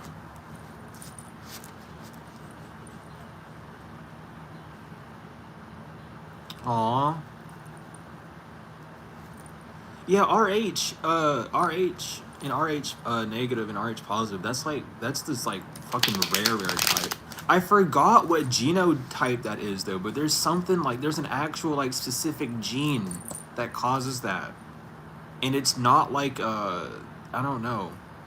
It's very interesting because a lot of people thought that like blood type O, like O positive or O negative, were like the best ones, but really it's RH. There's something about RH that is used in being studied with like stem cell research, I think, um, or it has been for a while. I can't remember if that study's like recent or not, but more and more people are finding out that they were diagnosed with like the blood type of AB positive or negative when they're actually RH or zero or something that like that because they weren't like expressing that like blood type as much. Because not it's like a super rare one. Not many people have that blood type. But I didn't know that it attacks any fetus within the body. I had no idea about that. I haven't done much research on that blood type, honestly. I don't really do research on blood types. I haven't really been interested in like blood and plasma, but I probably should for the sake of biology. Just to know, just to be informed.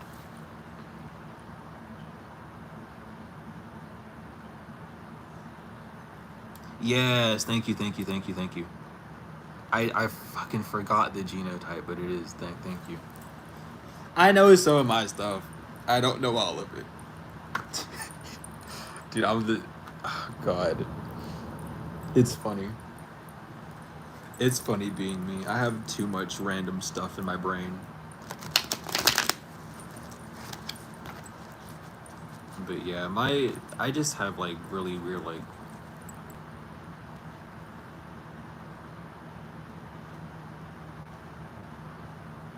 Oh, that's even weirder then.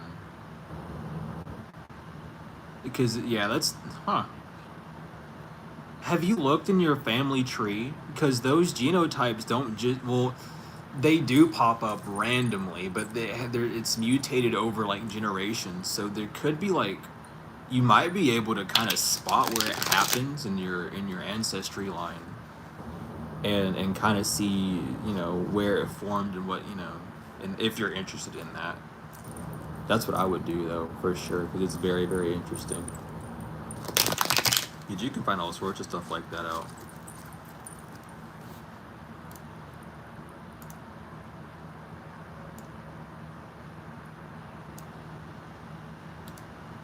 Yeah, the Greys do be doing that shit. That's the whole reason why we had Project Rainbow, and we were like letting aliens come down and like zoot people up, and we traded people for fucking materials and chemicals and other elements that we didn't have access to on this realm. And then we started cheesing them out, and they started cheesing us out, and they started taking and abducting people, which is why there were so many abductions way back then. And they ended up having to cause a peace treaty because the both parties involved broke the contract. And they're fucking crazy like that. But you know, the Greys do fucking like doing that shit. They are into that whole thing.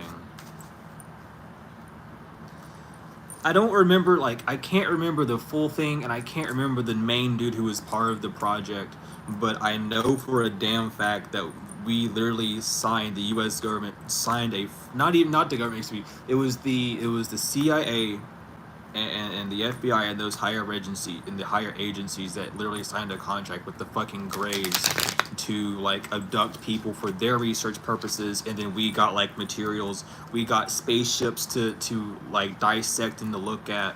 That was that whole trading regimen. We were literally trading people for that.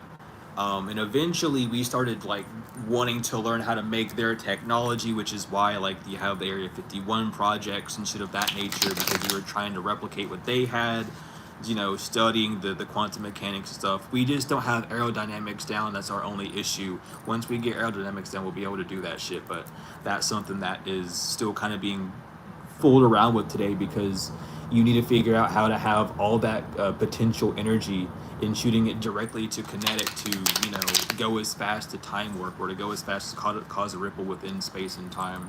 You know, going faster than light and causing that effect to happen in a safe, controlled environment is kind of hard for humans to kind of comprehend to do, but they have the technology to do that, obviously. Fucking. So that was that whole thing that was going down there. But it got overboard because then people started dying and, you know, getting abducted and not coming back, and then it was just like, all right, we can't do this anymore because no one's following the rules. And it was getting way too heated. Like, people were seeing spaceships more and more. That was like the whole UFO craze and scare, and people were like, oh my god, aliens. It's like, no, there's no aliens, it's fucking drones and us testing shit. But yeah, it's not all the Greys either. It's only some of them. It's like, you know, you have your race, and then you have your factions, if you want to say it that way. I don't really like to, but it's easier to say it that way.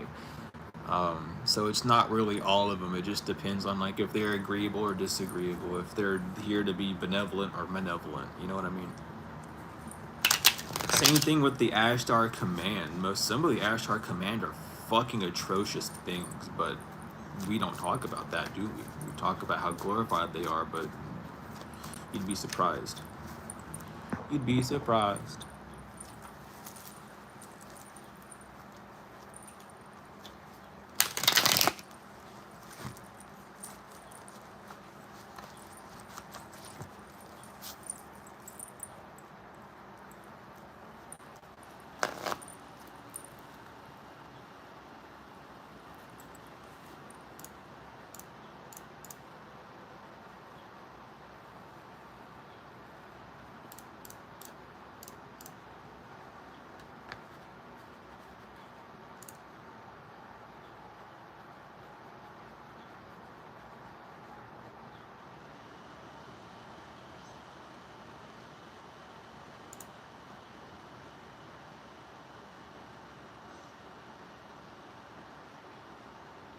Oh yeah, the greens, dude. You find evidence of the greens in fucking Egyptian times, dude. Osiris, Osiris was the green, dude. Um, that was a green. You can see them, dude. You got the grays, the greens, the blues. These are your melanated beings. Well, not the grays, but the blues, the greens, the yellows, the purples. Those colors and flowers are melanated flowers. Those colors in actuality show a presence of more melanin. You know.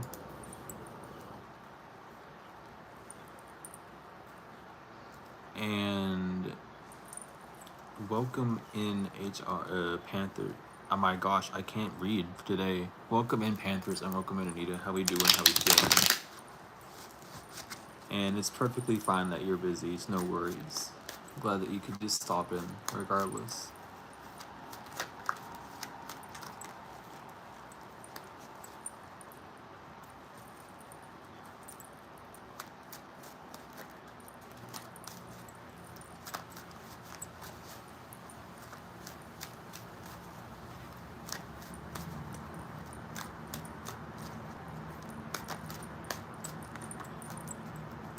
It's so funny that you mentioned Ogun because I was literally in the fucking courts with Ogun like 2 weeks ago because some fucking crazy bitch was trying to do something to me. It was not okay. But we fixed it. Let me just tell you, dude, demons come out. Demons come out when you speak truth.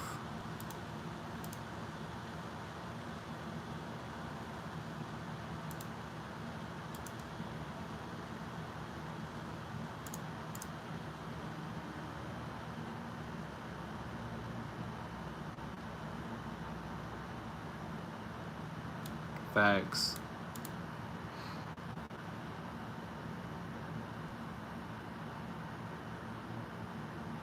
Oh, hell yeah.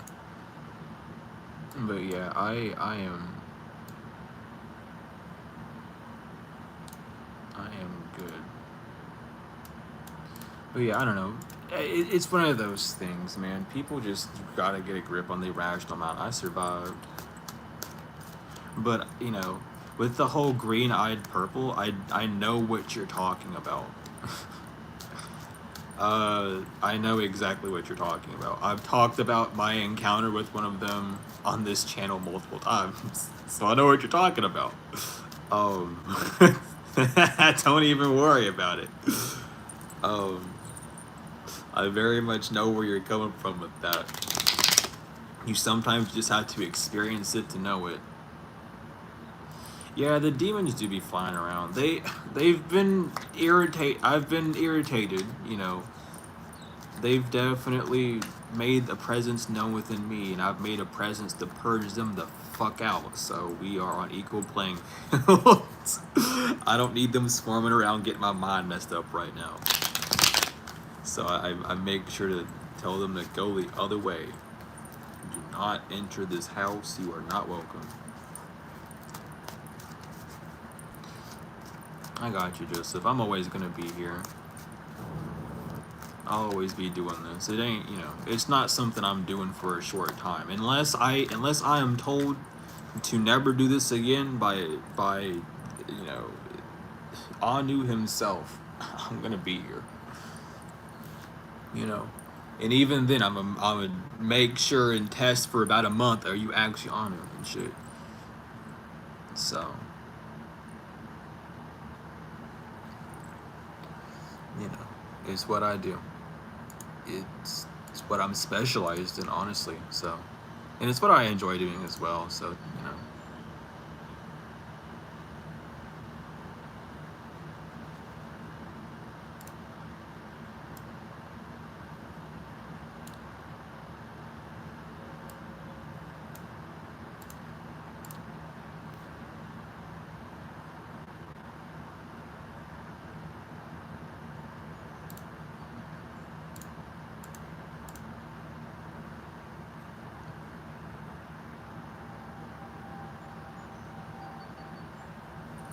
Well, I appreciate you for coming, Anita, always.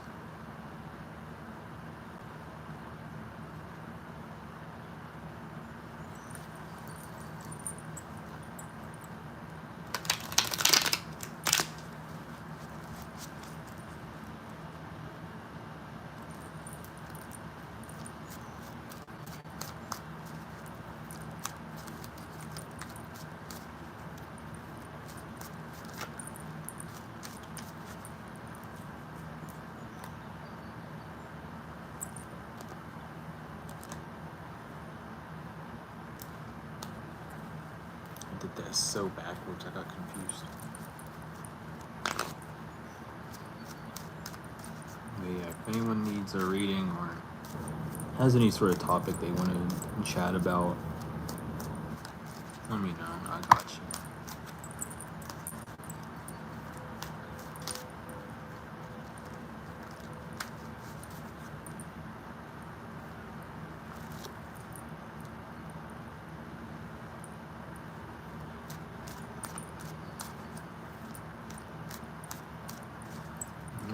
Welcome in. How we doing? How we feeling? I wish it would show the hand on my computer. It just shows it on my, only on my phone. I only get to see says hi. I don't get to see the wave. And not much is up. We just chilling. We just doing what we normally do.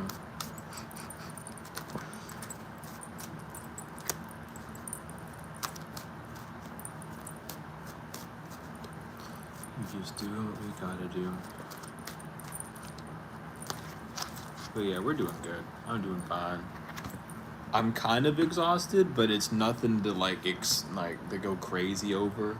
I'm just like, it's the moon. It's whatever.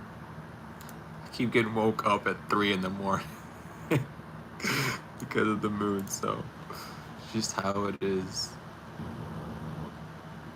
Hanging with the Holy Ghost. That's how it be.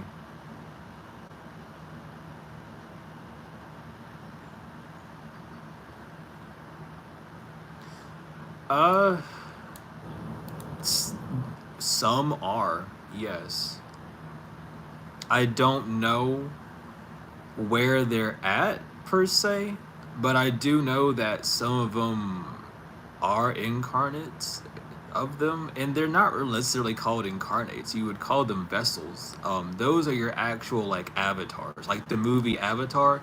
That's what's really going on with those individuals.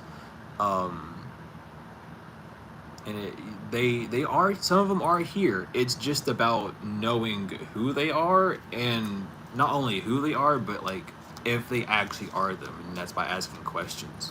You know, that's the major point of testing spirits, because you don't want to go to someone who's falsifying and falsely saying they're one character. You know what I mean? Because then you get led by that false light, by their presence, and not the truth of it.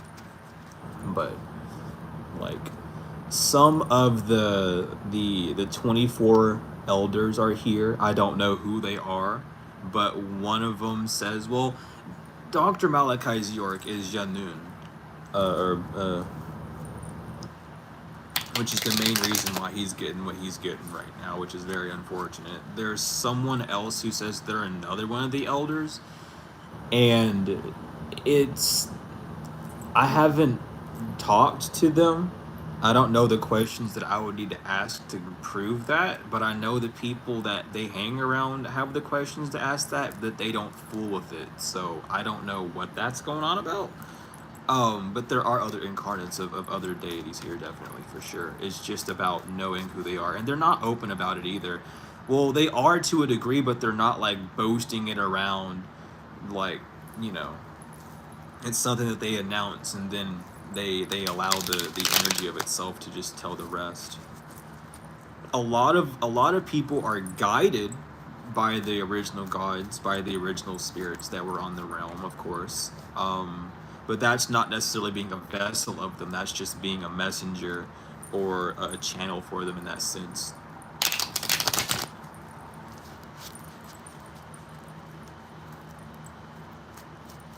So it all depends on like which realm you're kind of looking at.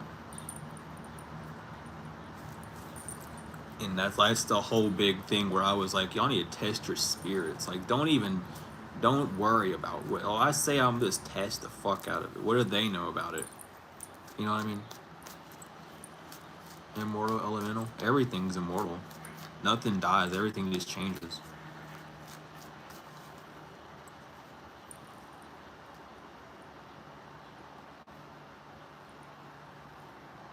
Exactly, Joseph. That's the thing. Like they're very much here. It's just you have to know. You literally like you'll either know it by like the soul connection that just kind of clicks. You'll get some form of sign, but you really have to pay attention. And most of the time, these angels and spirits, they hop bodies. They don't stay in the same one, so they pop in for a specific time frame that you need. That energy ends up possessing that individual, and they end up carrying out the acts that they need to take care of in that sense. But after that, and that time period's over, then they bounce out, and whatever happens happens. Some of the encounters are meant for a lifetime. Some of them are just meant for those few seconds that you actually needed. You really just have to pay attention to it, and you'll feel it. You won't have to think about it. You will feel it, and it's like, yeah, without a doubt in your heart, not in your mind, but without a doubt in your heart, you will know for a fact that I just walked across the divine being. Whether it was for a short amount of time, whether it was just something that they said for that moment that they came down and channeled through, you'll know it. It's the full on feeling. It doesn't just hit the chest. It's an all over sensation. It might root from the chest, but you'll feel it spread outward and encapsulate your whole body. It's not going to remain in that one position because it's a sensation that allows you to truly know. You know.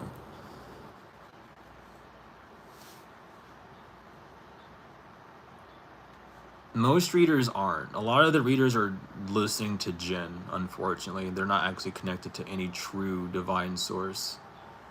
No divine source that truly would be from a divine state would have one focused on others or the dangers of life.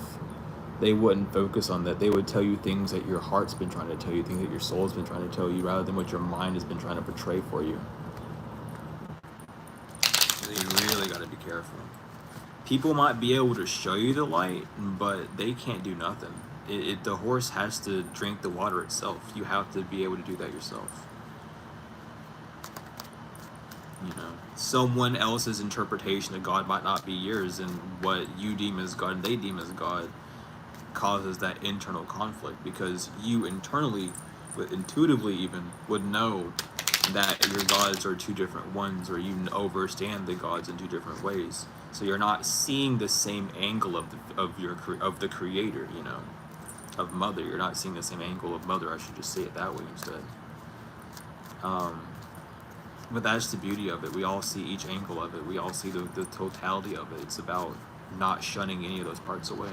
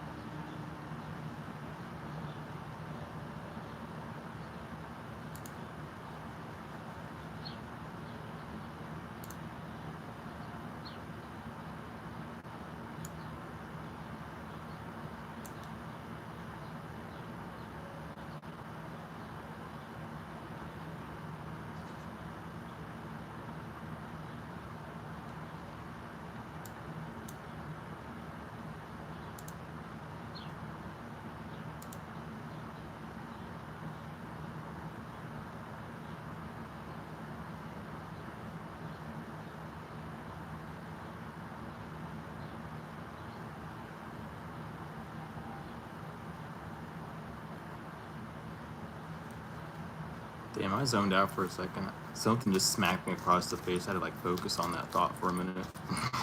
See where it came from. Holy shit. That was weird. I got to the bottom of it though, so it's all good.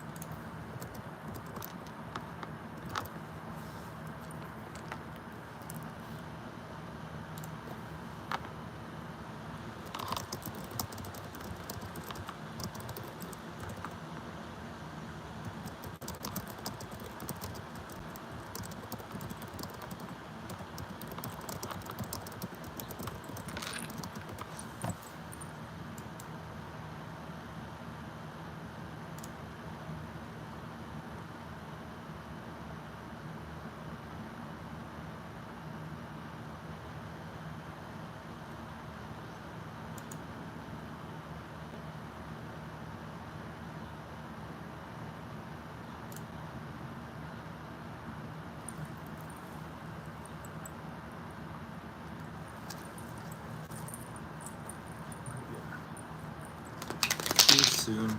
I am gonna have to hop off, figure some things out, do some things in the background. Probably take a nap so I can be up for like a night reading.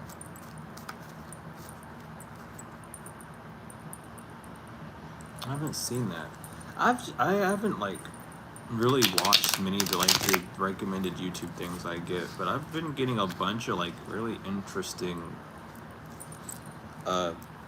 things pop up.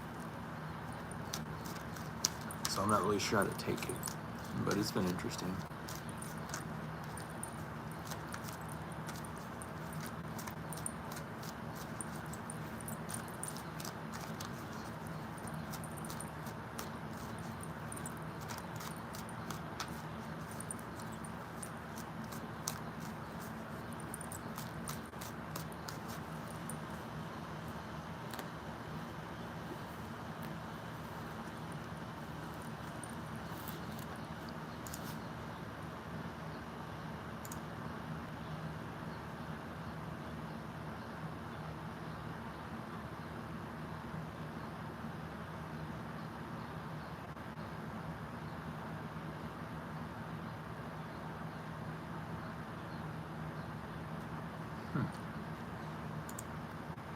Interesting.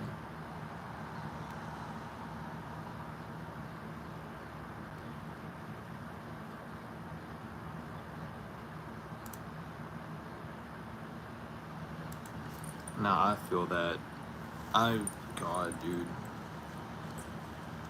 I'm a nerd when it comes to certain things. Like, it's bizarre.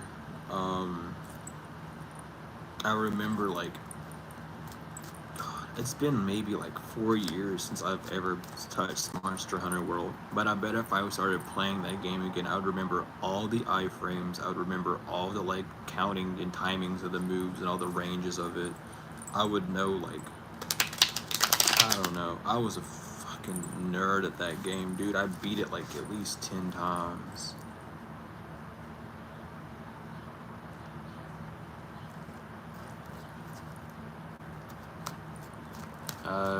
I do not. Anita, I do not. I do know that they exist because with ants, if an ant finds food, it's really fucked up.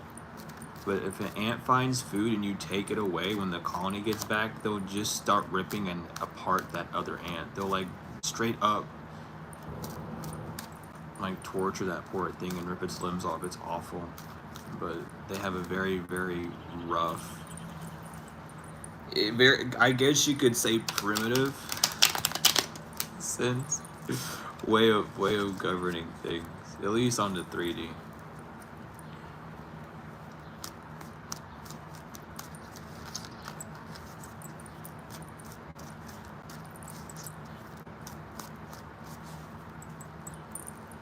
No, love's not complicated.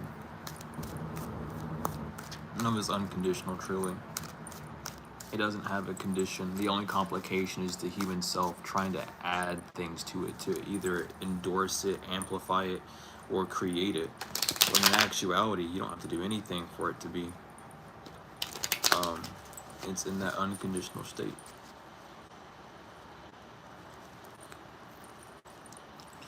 Welcome back, Sam. We're doing well still. About to head off here in a few.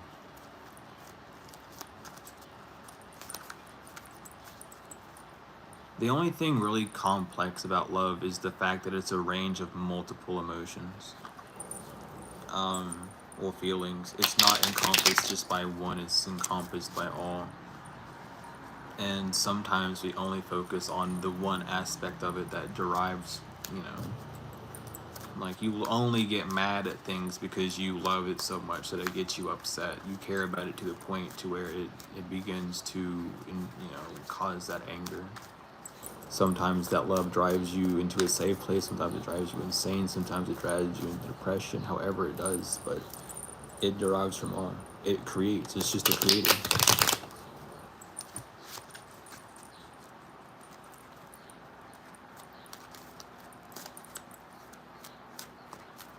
Yeah, a lot of people like to say, "Oh, it's it's too short of a time to say I love you." No, it's not. That's some bullshit programming if I've heard it, dude.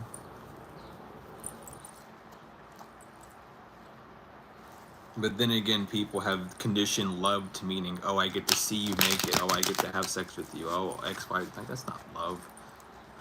That's called sex. It's called seeing someone naked. Though it can be a produce of love, it's not what love is. You know. But to each their own. Some people keep it shallow, some people don't. And I had to really accept that recently because, like, there was someone I'm talking to, and they don't really see love at all. They don't really know what it is. They don't really accept it, which is unfortunate because of their past life. The life not their past life, but their life that they grew from. So they kind of just sell themselves short. I had to like remove myself from that person's life because like it was hurting me seeing them like tear apart their whole life, and I was like, I care about you too much, so I'm gonna let you go. I love you so much that you are now kicked away from my circle, and I no longer need to speak to them.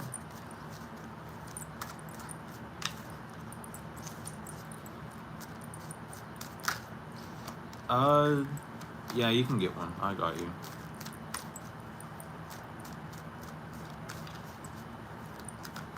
Nope, that is completely wrong, Kat. You are not an extension of your environment. Your environment is an extension of you. Everything comes from you. You are not shaped by the reality around you. You create your reality around you from your own internal viewpoints. If you're being controlled by outside sources, it's because you're focusing too much on the outside. You're not doing yourself an advantage point by focusing on what you can do. You're focusing on what the world around you can do to make you feel better, which is, you know, we go down that trail of conditioning, and then you start thinking, you start realizing that puts you into a sociopathic position and lays you into the category of being a narcissist, which people don't like to hear, but that's what goes on in it.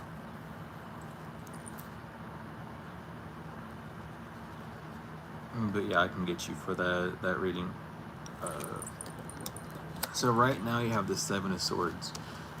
The Seven of Swords talks a lot about looking back at past thoughts without running on with the ones you have now. The Seven of Swords ties in heavily, not only with the Two of Swords, but the Five of Swords. The Two of Swords telling you that, you're in that indecision, and the Five of Swords saying that you've walked away from the decision. Now you're at the Seven of Swords, and that's telling you to wait, pause, and reflect on your thoughts before, moving forward, moving in home stability, right? Be sure that you're in that thinking position. Wait, because there's things that the divine is doing in the background to move things forward. Seven is all about the Sabbath. Seven just simply means wait and allow the divine to do what they need to do in this course of time. You've done all the things that you can do on the physical with your thinking habits. However far you could think, however far you could plan. Now it's time for the divine to move through.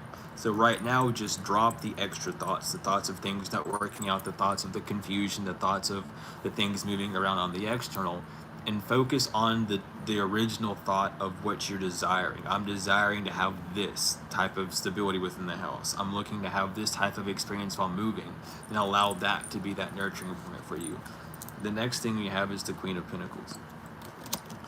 Queen of Pentacles tells you all about the fact that things are being nurtured on the physical, that the physical realm around you right now is nurturing you, but you're needing to see it in a new way. You're needing to see it in a more greenish way, sacrificing your rational self, sacrificing the part of you that wants to talk about the external reality and the physical things around you and how that's morphing things, and focusing more on the aspects that is giving you that nurturing. So instead of seeing things as like, oh, I don't know what to do moving forward, know that you already have an idea, know that you already have the thoughts of how you want to move forward, and start to nurture those. Things will click a little bit faster, but right now you're just meant to kind of wait. Even if you have to journal about the thoughts that you're having, just doing that's going to help.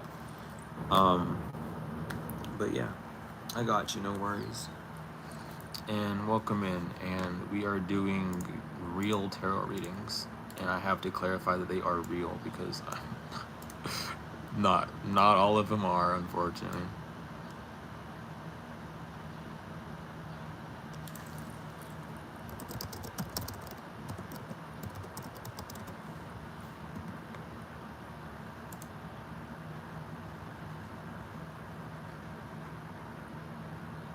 But I got you, Kat, no worries.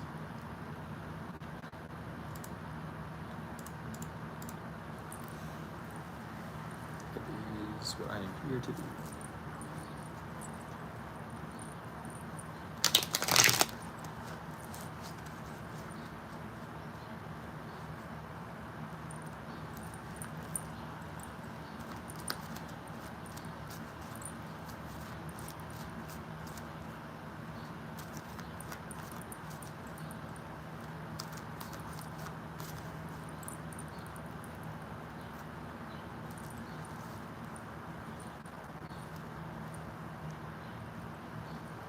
Same.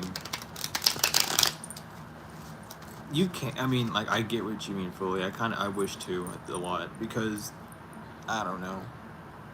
There were questions that I didn't ask as a child because I didn't have anyone around me to ask. But now that I kind of I would use the internet a lot better than I did back then. I used it for researching, but I also used it for things that were just wasteful. They didn't really teach me anything. But I would definitely be using that to my advantage.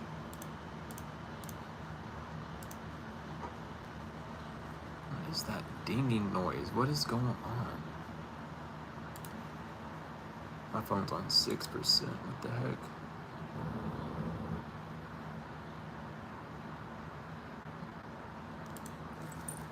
Where it is? There it is. It's right here. Awesome.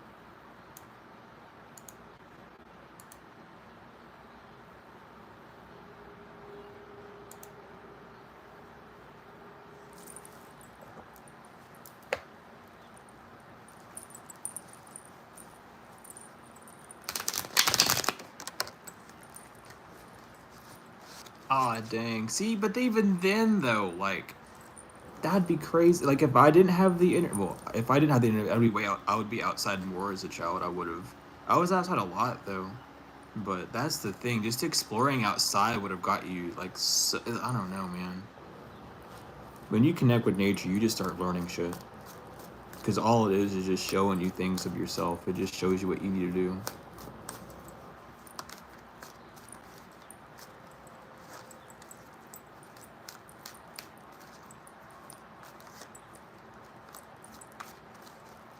Alright, well, see you, Sam. I'm probably about to get off here, too. Gotta do some things, figure some things out, move across the lands. And thank you so much again, Sam. I truly appreciate the donations.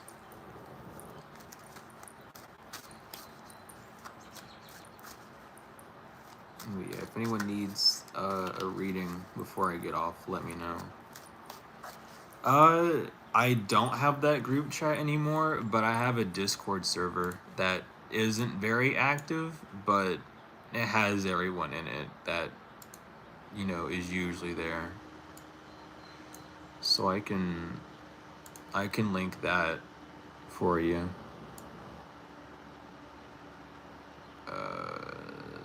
If you email me, though, I can do it because I want to just put it in the YouTube chat right now. But yeah, if you email me, I'll put my email in the fucking chat. I don't care about doing that.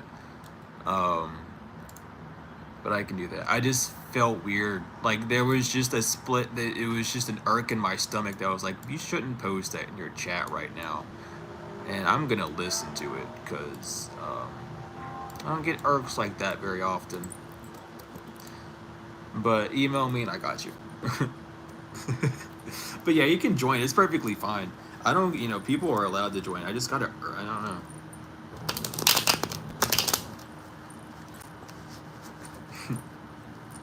But yeah, I got you. Do you need my email or do you have it? Because I can put that. It's also in the description, but I got you for that if you need it.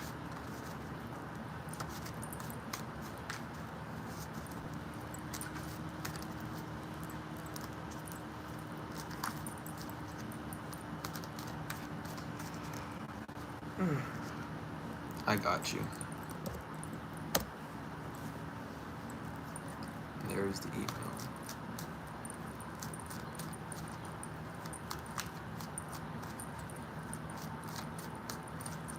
No worries. But yeah, with that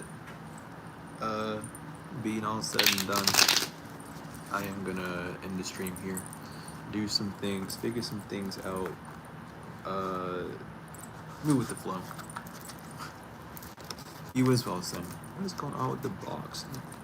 Oh, the cards are just not. I either need to get new cards or a new box, because holy shit, these things have gone through the ringer. I need to learn how to shuffle. That would also help the cards as well. But regardless, thank you all for being here. Thank you for all the donations, whether they're energetic or financial. Thank you for the talks, the energy, just the lovely time that we always have here. I truly appreciate, love it fully and wholly. But I love you all to the moon and back tenfold and forever. And I will see you all later.